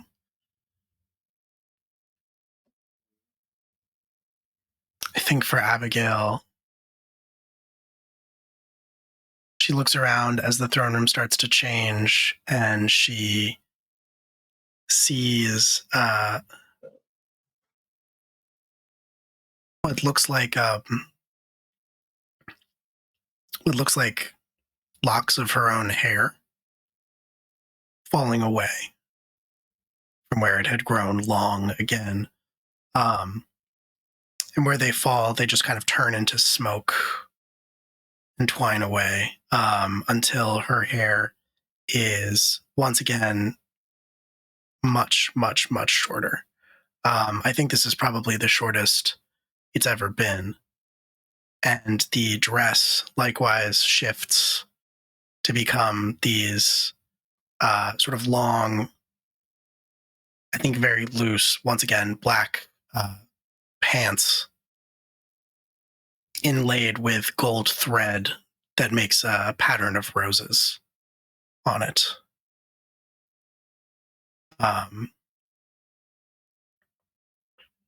The horns grow significantly larger, I think, curving up out of her head from where they were before. Her teeth get sharper, her nails get sharper. If Dorian has taken on fully the aspect of an angel, then I think Abigail has fully taken on the aspect of a devil in this moment. I think that there are markings, almost like tattoos, but they're like twisting, winding patterns that almost seem to move of their own accord under her skin. And I think she kind of breathes a sigh of relief as the old Abigail melts away.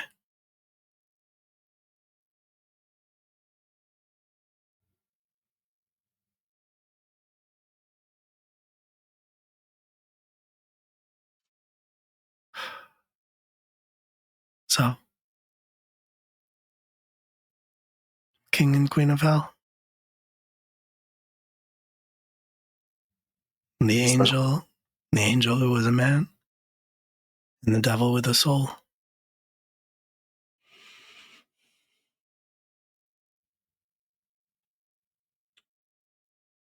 Have we just been playing Buffy the Vampire Slayer for a year?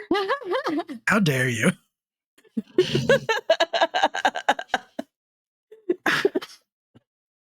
First of all,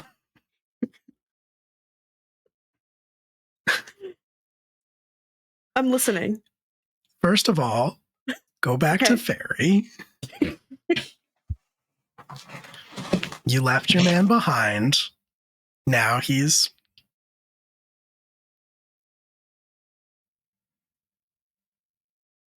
Not a man anymore. Well, there's that. I was going to say now he's mine, but Abigail don't want him. Well, she needed him, so. Needed. Past tense.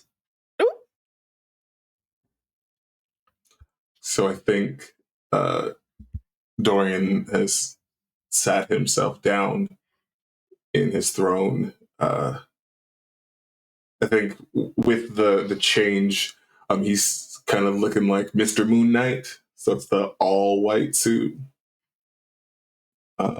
just a few gold accents.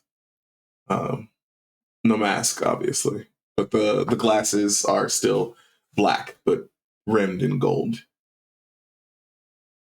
And he's sort of looking ahead, not at anything in particular. While Dorian is doing that, I think Abigail is going to go over to Morrigan.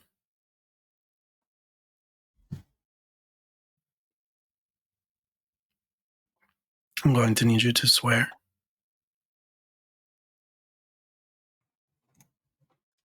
To serve the throne and the king and queen. To move with loyalty in all matters. Our eyes and our ears and our fists. From this day forward.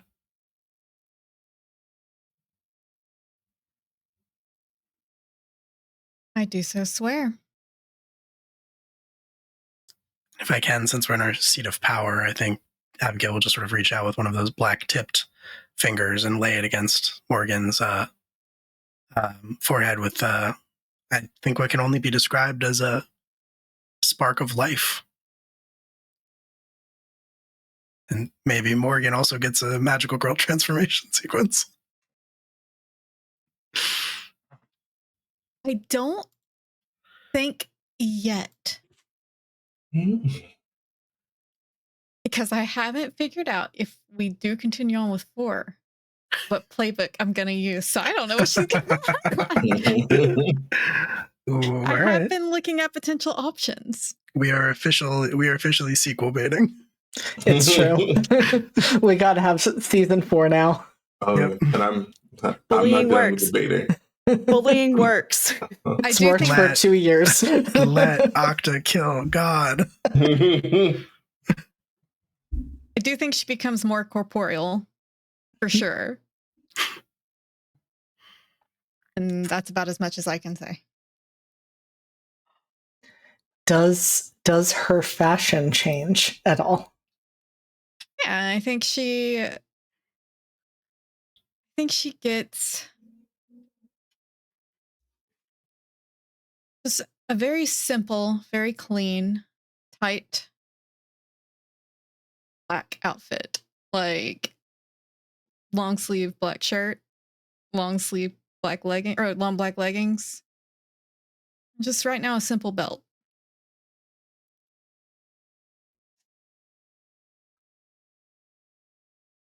And then I think Abigail is going to sit down on her throne, and lean forward, rest her elbows on her knees, kind of put her head in her hands briefly.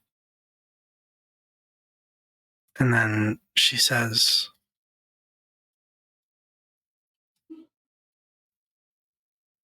"I'm so sorry."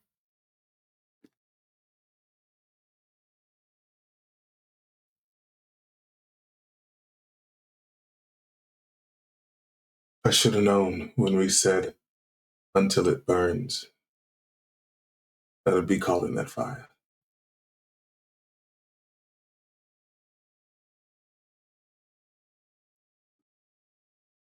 Well, let's make it worth it.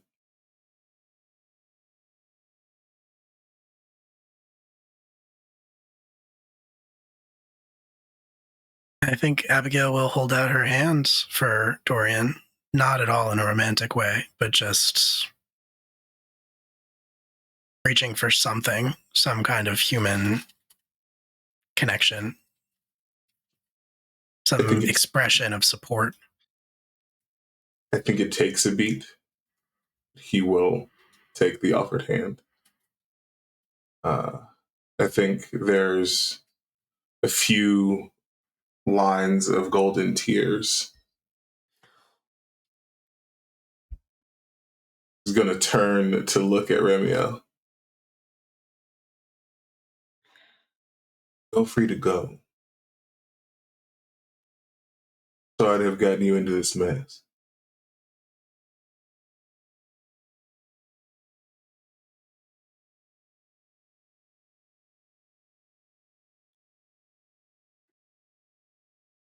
And Remiel once again has that moment of clearly wanting to say something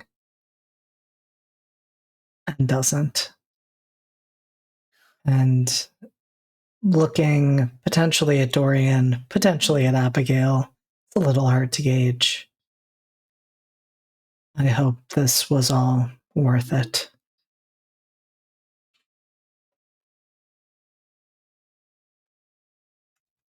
And then he turns to leave. I just want to go. Very quietly, Abigail says, "Me too."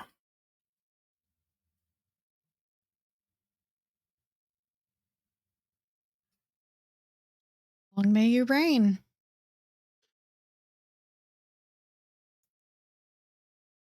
I think there's a certain amount of bitterness in her voice as she says, "Long live the queen." And that's when No Children by the Mountain Goat starts playing. I don't have My any drink alcohol. is empty, Amber. My drink is empty. Really, alcohol, man.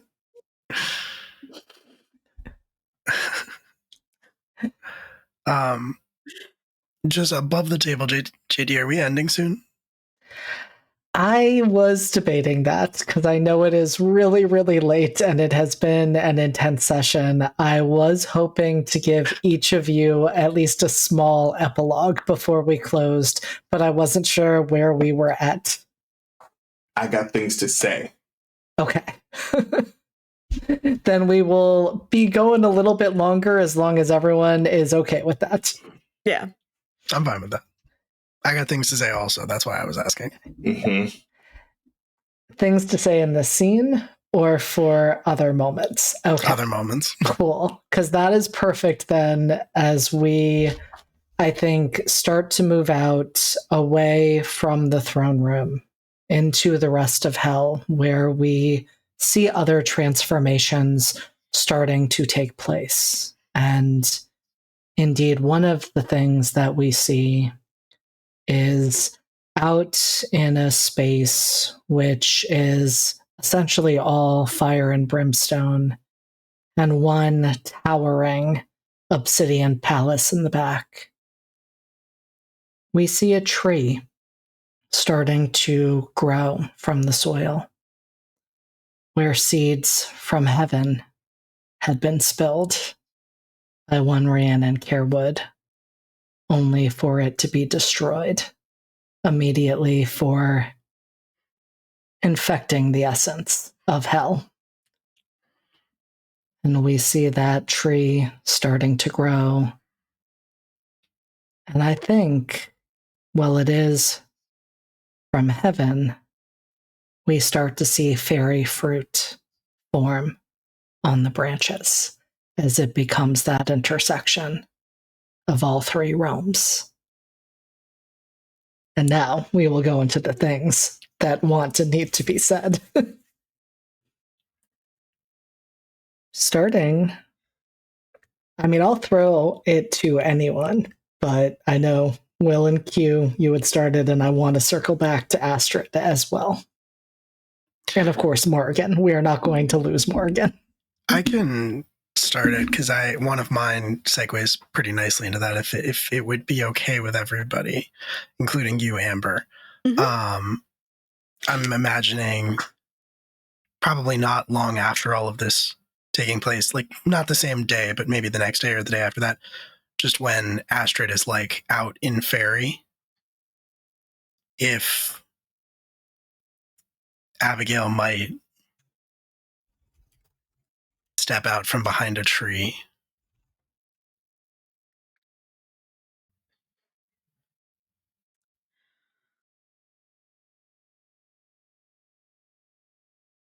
I feel like maybe you can say whatever you want, but it's up to Astrid if she'll reveal herself. Yeah. I just wanted to make sure it was okay for me to be in Fairy mostly. Yeah. All right, cool. Then I think when Astrid is walking, they would hear a familiar voice from maybe a little bit off the side of the beaten path.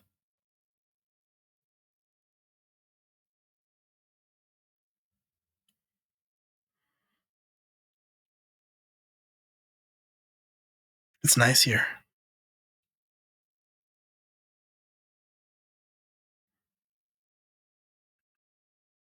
It's quiet.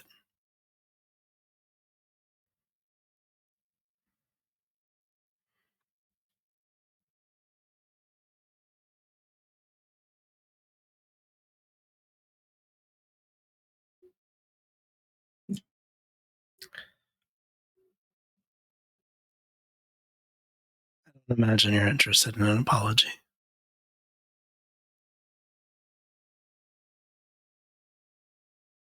And that's fine. I made all of my choices. Every choice that I ever made, I was the one who made it.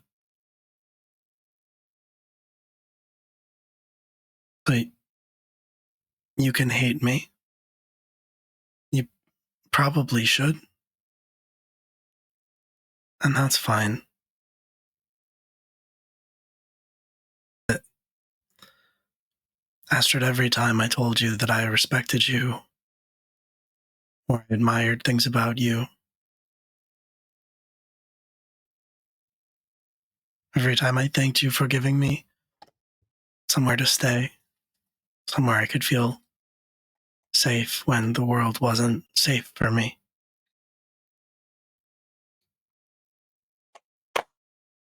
Whether or not you believe me, I meant it. And you can hate me, and that's fine, but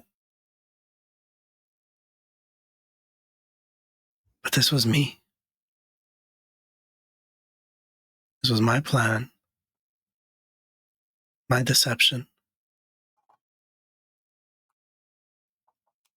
And he loves you, and I think maybe you know that.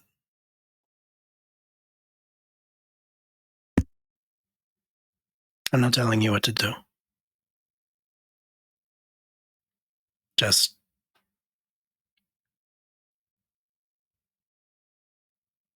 if you need to hate someone, hate me.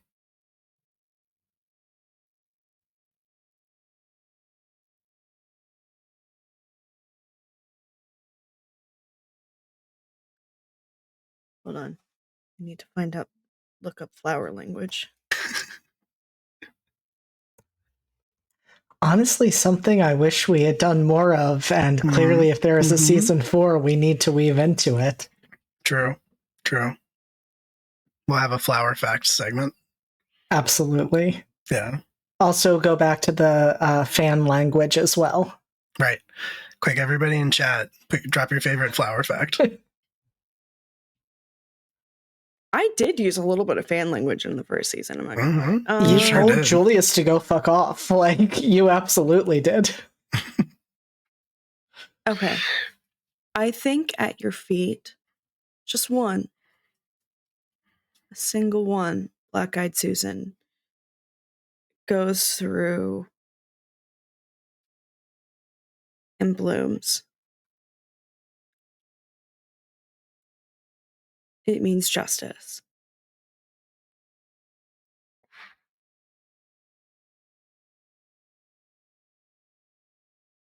Astrid doesn't make herself known other than that.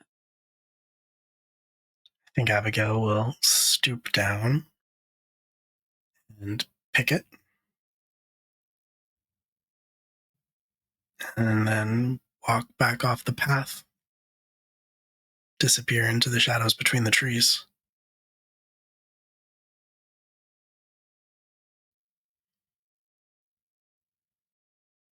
I mean, she lights a path back for you to hell.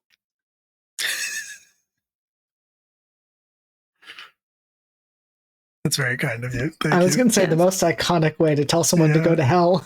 Right? There you go. like just a line of mushrooms that like spell out "fuck you." Yeah, I was gonna say the bioluminescent flowers that say like "go to hell." Shooting arrow. Anyway, And I want to just stay with Astrid for a moment before we follow Abigail. Where do we see Astrid go after this encounter? I think in like the weeks that pass, and as Abigail and Dorian take the throne together and still their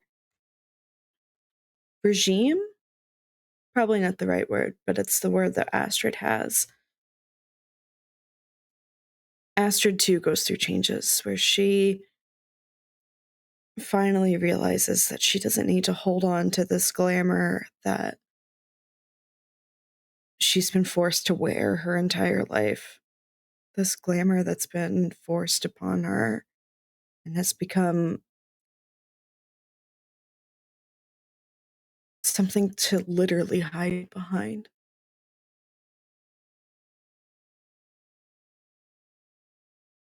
And so as Abigail leaves, there's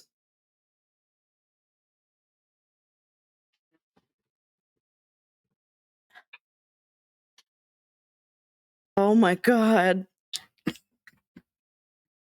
Fuck you, Will. I'm did trying it to have an again. emotional moment. I think after Abigail leaves, Astrid comes from behind the tree Abigail was talking to. Her hair is blazing orange, like the final moments of a sunset before the sun dips below the horizon. Her eyes are the deep blue of twilight, almost black. Not too far off from the blue that she wore as a human.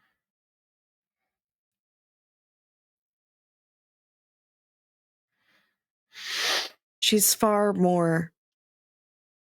significantly more fey in her appearance, more gaunt cheeks, a more lithe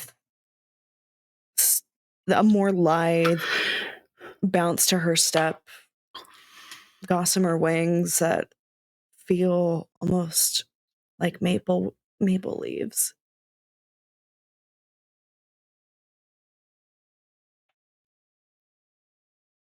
But at least she could communicate to Abigail and send some sort of message back to Dorian. Because even though she lives here in Fairy, her heart's in hell. Damn.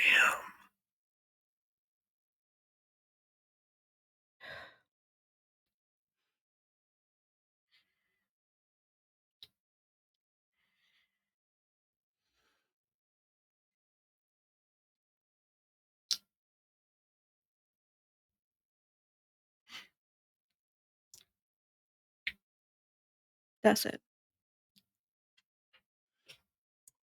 I think it's important to also highlight what Astrid has access to well in Fairy. because Octavia's family has, as promised, your family has opened their home to you. And you know that as you are caught between these different worlds, as you are feeling this loss, that you have a place to return to and people who care about you and will be there as you are figuring out what the future holds.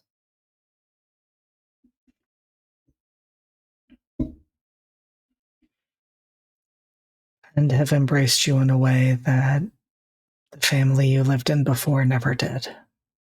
But there is always a seat at the table and a place for warmth and comfort if and when you choose. Master definitely is not ready to make any sort of long-lasting choice right now beyond just make it to the next day until you're sure that you can get the truth out of Dorian again.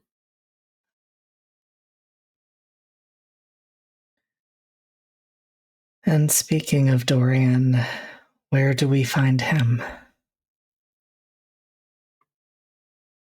I don't think he leaves the throne room very often. However, he's very active. He agreed to do this to change the way that hell works. So he's been doing that. Working on having parts of hell actually be more like rehabilitation.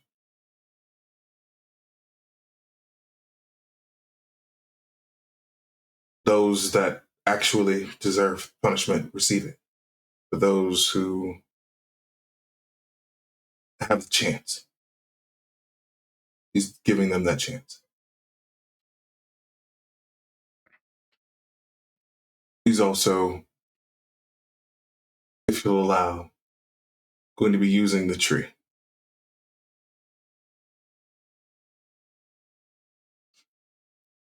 Absolutely. He will have one of the many minions pass through that to attempt to deliver to Astrid gifts. Ones that would sing to her.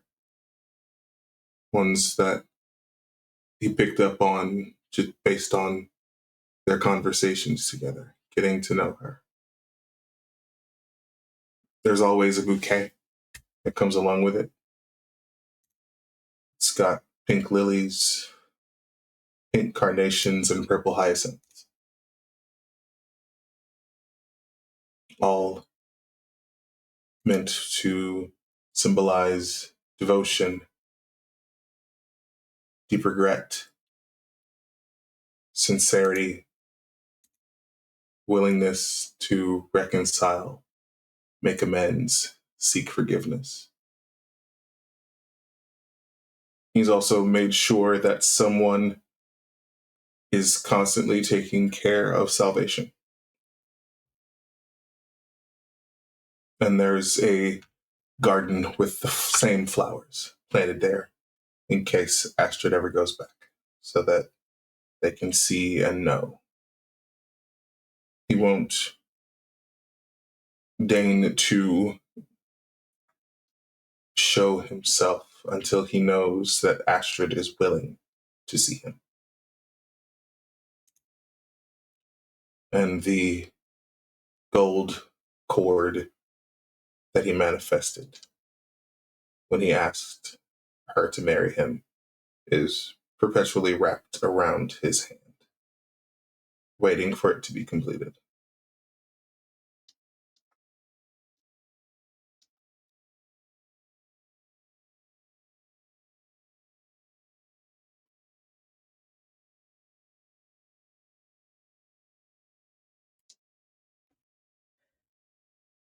And Morrigan, where do we find you?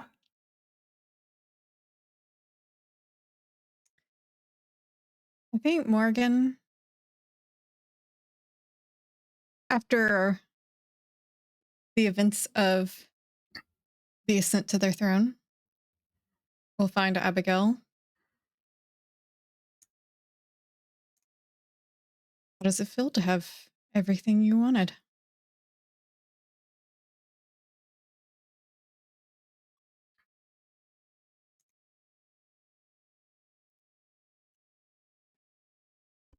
I'll let you know if it ever happens.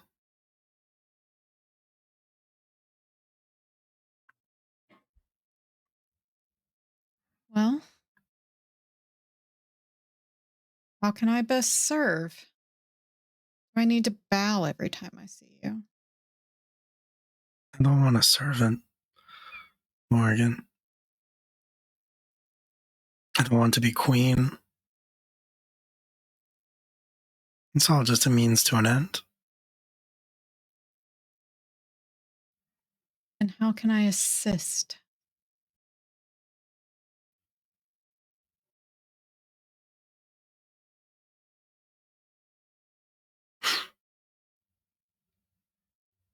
Even now you ask me that, and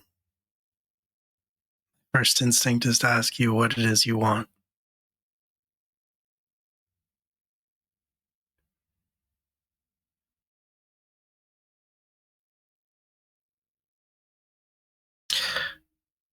It's never going to be enough.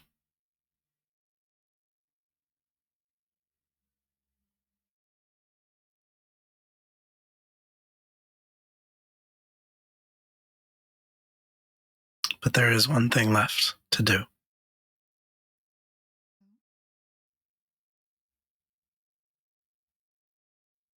And JD, Yes, Will. If I can find Azazel, I'd like to know where it is I find him.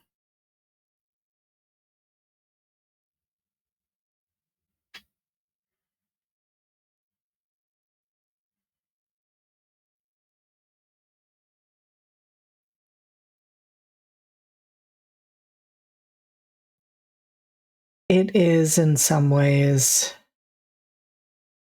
hard and yet not hard to find him, because since you ascended the throne, he has been doing his best to not be found.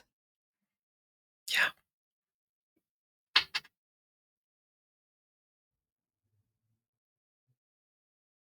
But the tip actually comes from Nyx, who shows up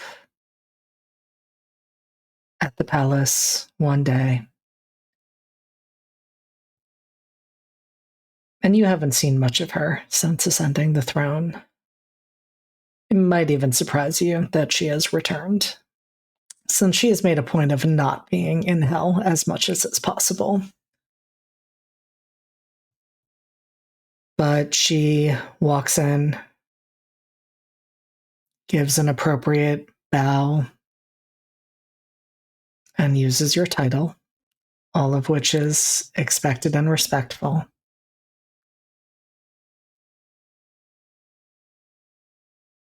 How are you finding ruling hell, Miss Donatelli?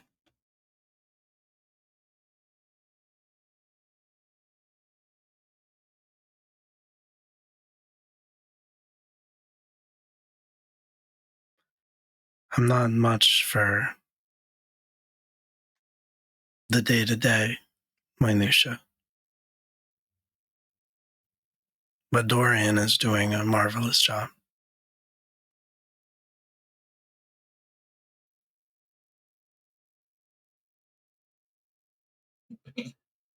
I would not be back here,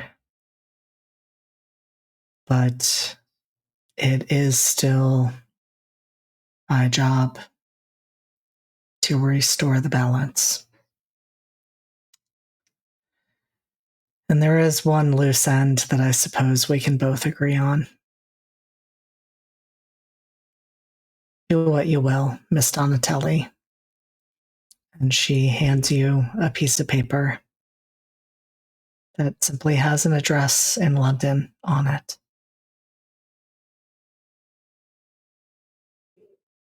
Thank you. Please do not cause too much destruction to the surrounding areas. I won't.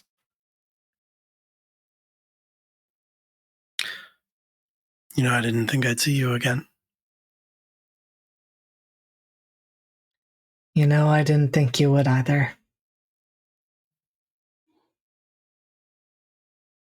Should I leave or?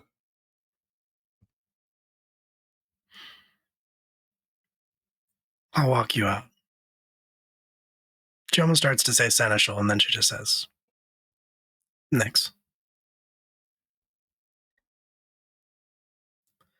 And Nyx says goodbye to Dorian, and of course acknowledges the fact that he is there to witness this.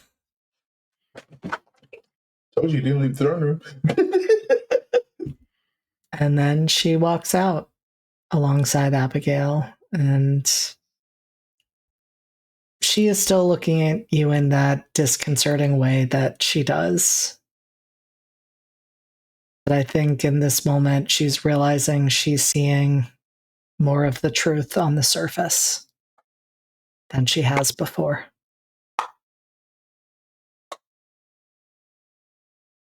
It's strange. For a moment there, it almost felt like there was something between us.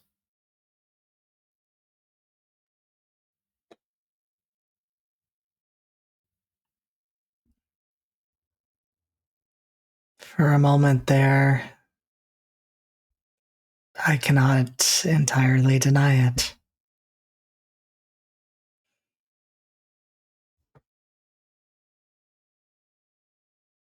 The way that you look at me.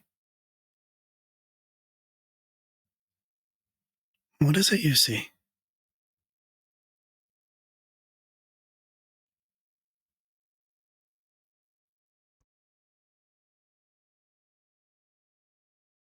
I see someone who has never known truly who they are. I see someone who thinks she knows the best course of action and is not concerned about the harm that might cause in its wake. But I also see the fact that that is not just callous cruelty like I thought it might have been. You are not good at talking through decisions with other people. But that's because you've thought through all of the options. And you have seen the only outcome.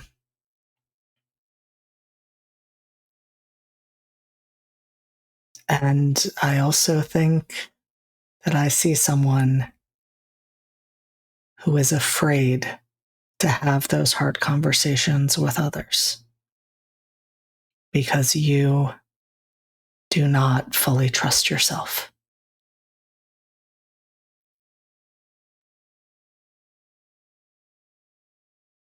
And I hope that the responsibility of holding the amount of power you hold and being responsible for the people and beings you are responsible for will let you build that trust in yourself.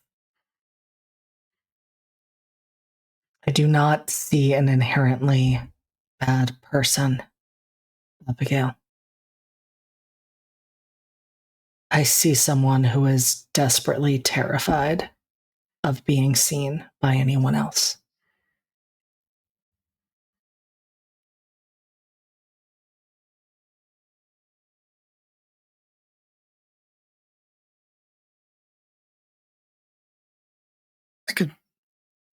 I could maybe be a little bit.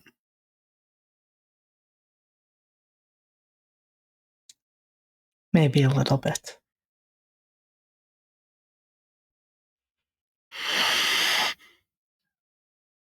Maybe if you had the time on your hands these days,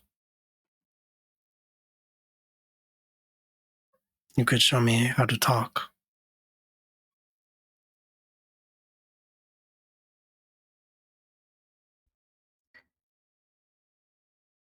Maybe we could have some lessons. I would like to teach you.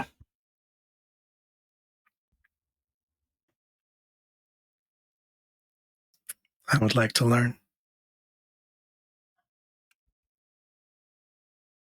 And Nyx smiles a bit and says, well, you know where to find me, though I would prefer you do not just walk out of my closet again.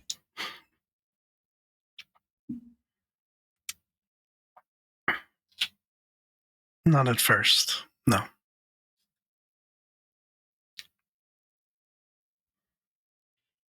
But I'll be in touch. Take care of yourself, Abigail. Thank you, Nyx.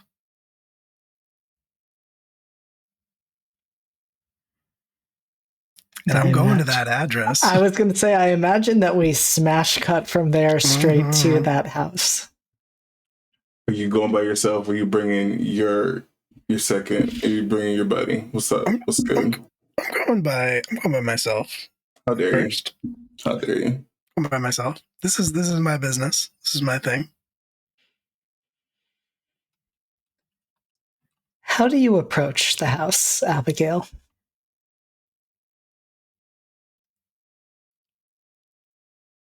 I think I'm going to knock on the door.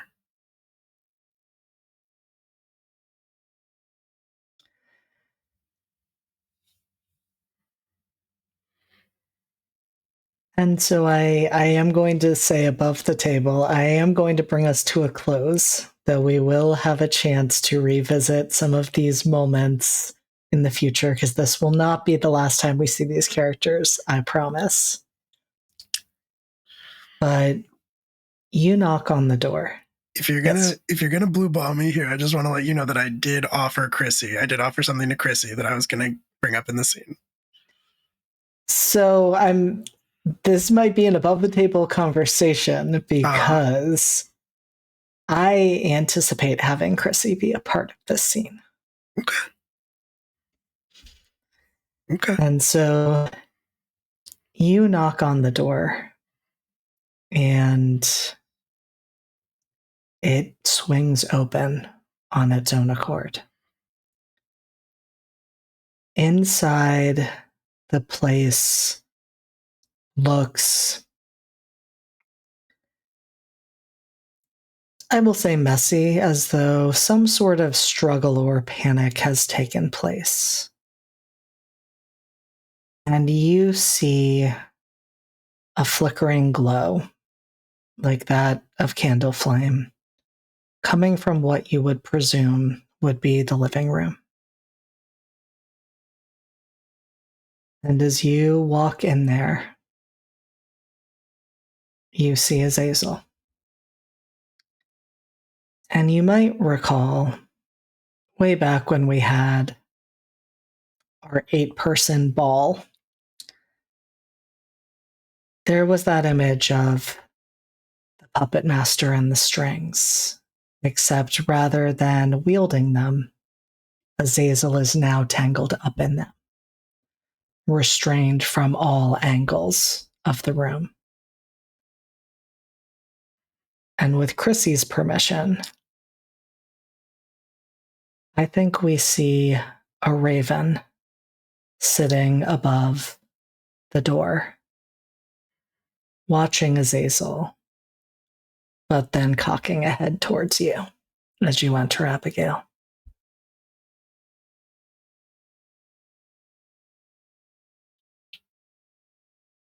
I think We've that's got to stop. appropriate. We've got to stop meeting like this. I say to Azazel.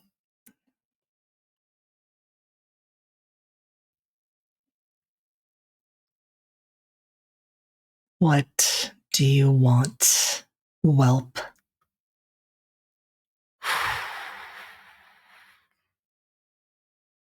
That is so very complicated.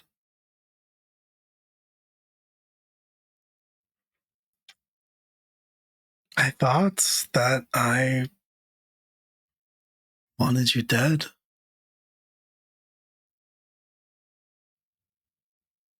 I thought that all I wanted in the world was to make you suffer.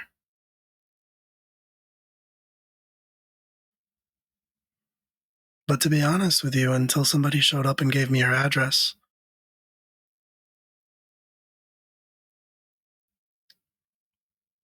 well, I don't think about you.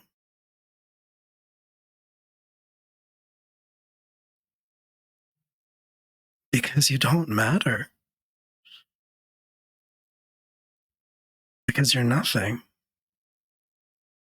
And you failed. You hurt people that I care about. And I'm not going to forgive you.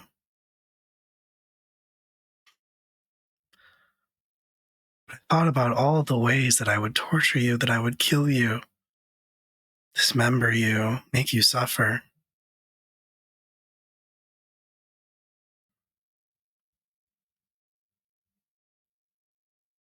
But I'm busy.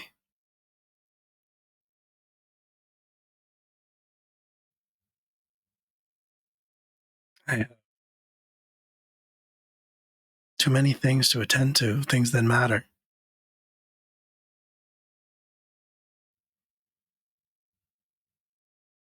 So I'm not going to kill you, Azazel.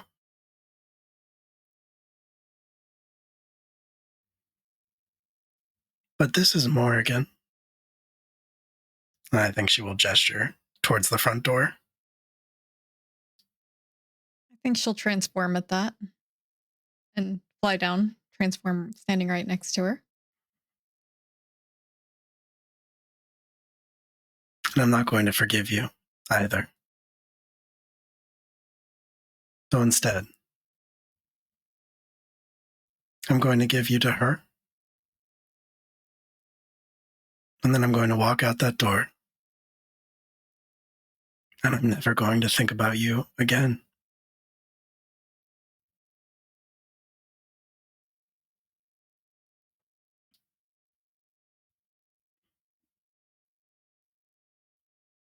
And Azazel, for his part, starts issuing threat after threat. I'll come after you. You will regret this. This is the largest mistake you will ever make, leaving me alive.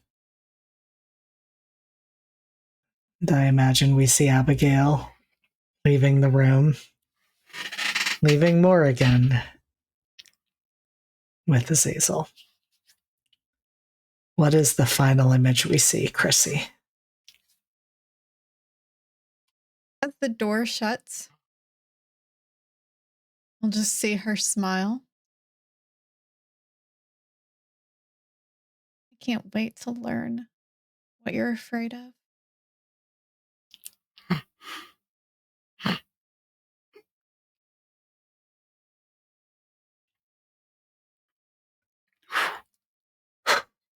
Goosebumps. Yeah, I don't think we can end anywhere but that. No, absolutely not. Oh, that was so fucking good. So, We have had a time tonight, and it is after midnight. I'm going to give us all a second to breathe. But then I am going to have us go around and at least do brief outros before we all go to hopefully sleep. Before that, though, you all are incredible. What an amazing session. These are the reasons I keep bringing this game back, because we have moments like these, and I'm like, we can't stop this. But Amber, starting with you, gonna toss the outro. Muted. And I was muted to tell you that you were muted, so that's great. Super appreciate that. Hi, everybody. I'm Amber. I'm retired. I've been Astrid Primer. It's been a pleasure. Incredible, incredible work tonight, as always. Can you just not? Sorry. It's me, I guess, right? It is. Yep. Hi. Hello. My name is Will. My pronouns are he, him. I was Miss Abigail Donatelli, Princess Avadalia of the House of Abaddon, Queen Avadalia of the House of Abaddon. And I guess I will be again one day, it sounds like. And this game has been such a joy and such a pleasure, and I love Abigail so much. For once, she's doing fine. For once. What's that like? I mean, listen, feels pretty good. I'll be honest with you. You can find me all over the internet, I guess, if you want. @WillM Scream, social media, whatever. He's waited until just now to start crinkling everything. It's demon hours. It is demon hours. He was so cuddly earlier. There are things going on, mostly tomorrow. I'm just going to talk about tomorrow. Tomorrow's Sunday at noon. There's a new episode of our Monster of the Week podcast, Cryptic Community College. Season 2 is dropping right now. You can listen to that around noon EST. That'll be out wherever you get your podcasts. And then tomorrow night, we're recording 6 episodes of our Mass Actual Play podcast, Academy H. You can also find episodes of that wherever you listen to your podcasts. And then there's other stuff throughout the week, but I don't want to talk about anything else anymore. So that's it for me. Chrissy, you are up. Oh God. Hi, I'm Chrissy. You can find me as Chrissy in Color on all the socials. I have been Morgan, the ghost, and now I am the Morgan. I found a lovely new playbook that I want to explore in season 4. That's fantastic. So yeah. As for what I'm doing, you can find me playing Mothership with 12-sided stories. I think they just dropped the last episode for our current season, so we're I think we're gonna keep playing Mothership. I don't know. I think we're picking it up later this month. But you can take a listen on 12-sided stories Patreon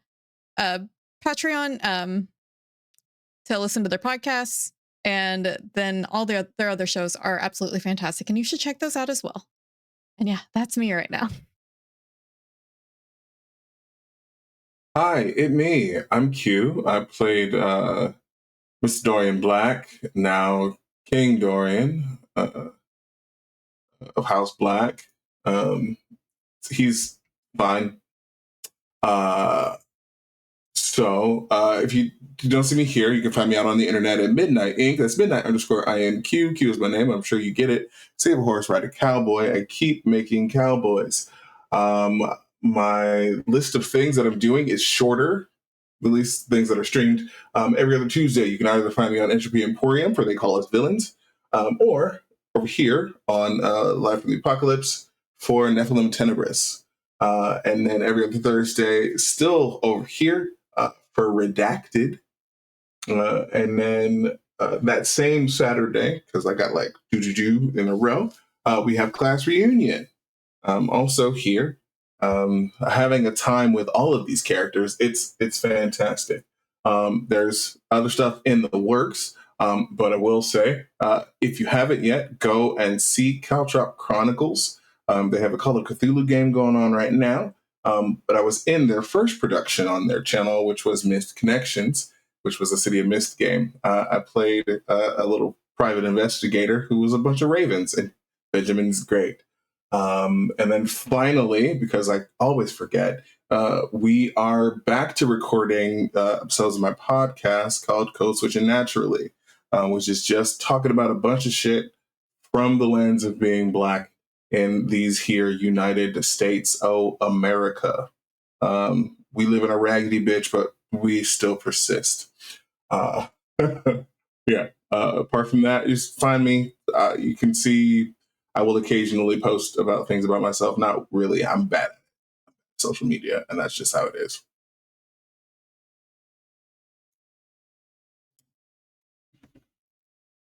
And yes, I wasn't going to escape this. I'm going to keep it short. Hi, I am JD. I have been your storyteller. I love these tables and this game, and I will probably be bullied into giving them more things. I already had an intermediary sort of set of stories, events planned. It sounds like we may also be going into season 4, so we will see when that happens. Probably it'll definitely be 2025. Because I will otherwise implode because this year is almost over. You can find me in a lot of places, Live from the Apocalypse, Entropy Emporium, Lost Caravan, and you will see me, in fact, tomorrow night being here for the recording of our Masks Actual Play podcast, where I play Casimir Bright, who is totally fine and nothing is wrong with him ever. I will also be in like 5 other games over the next week. Socials, best way to know where I am on any given night. JD, not Jason Dean, on all social media platforms. And that is all I have brain space for, because it is going on 12:30 and I am tired. Did you know we've been at this for like 5 hours? We sure have. Doug, I don't remember the last time I played a 5-hour session of everything. I know, right? Also, I don't think anyone we follow is streaming, so I think I think we just call it. I think we just go to bed. We're not I think rating. that's fair. Cool. All right. Well, good night, everybody. Good night, everyone. Good night, everyone. Sleep time.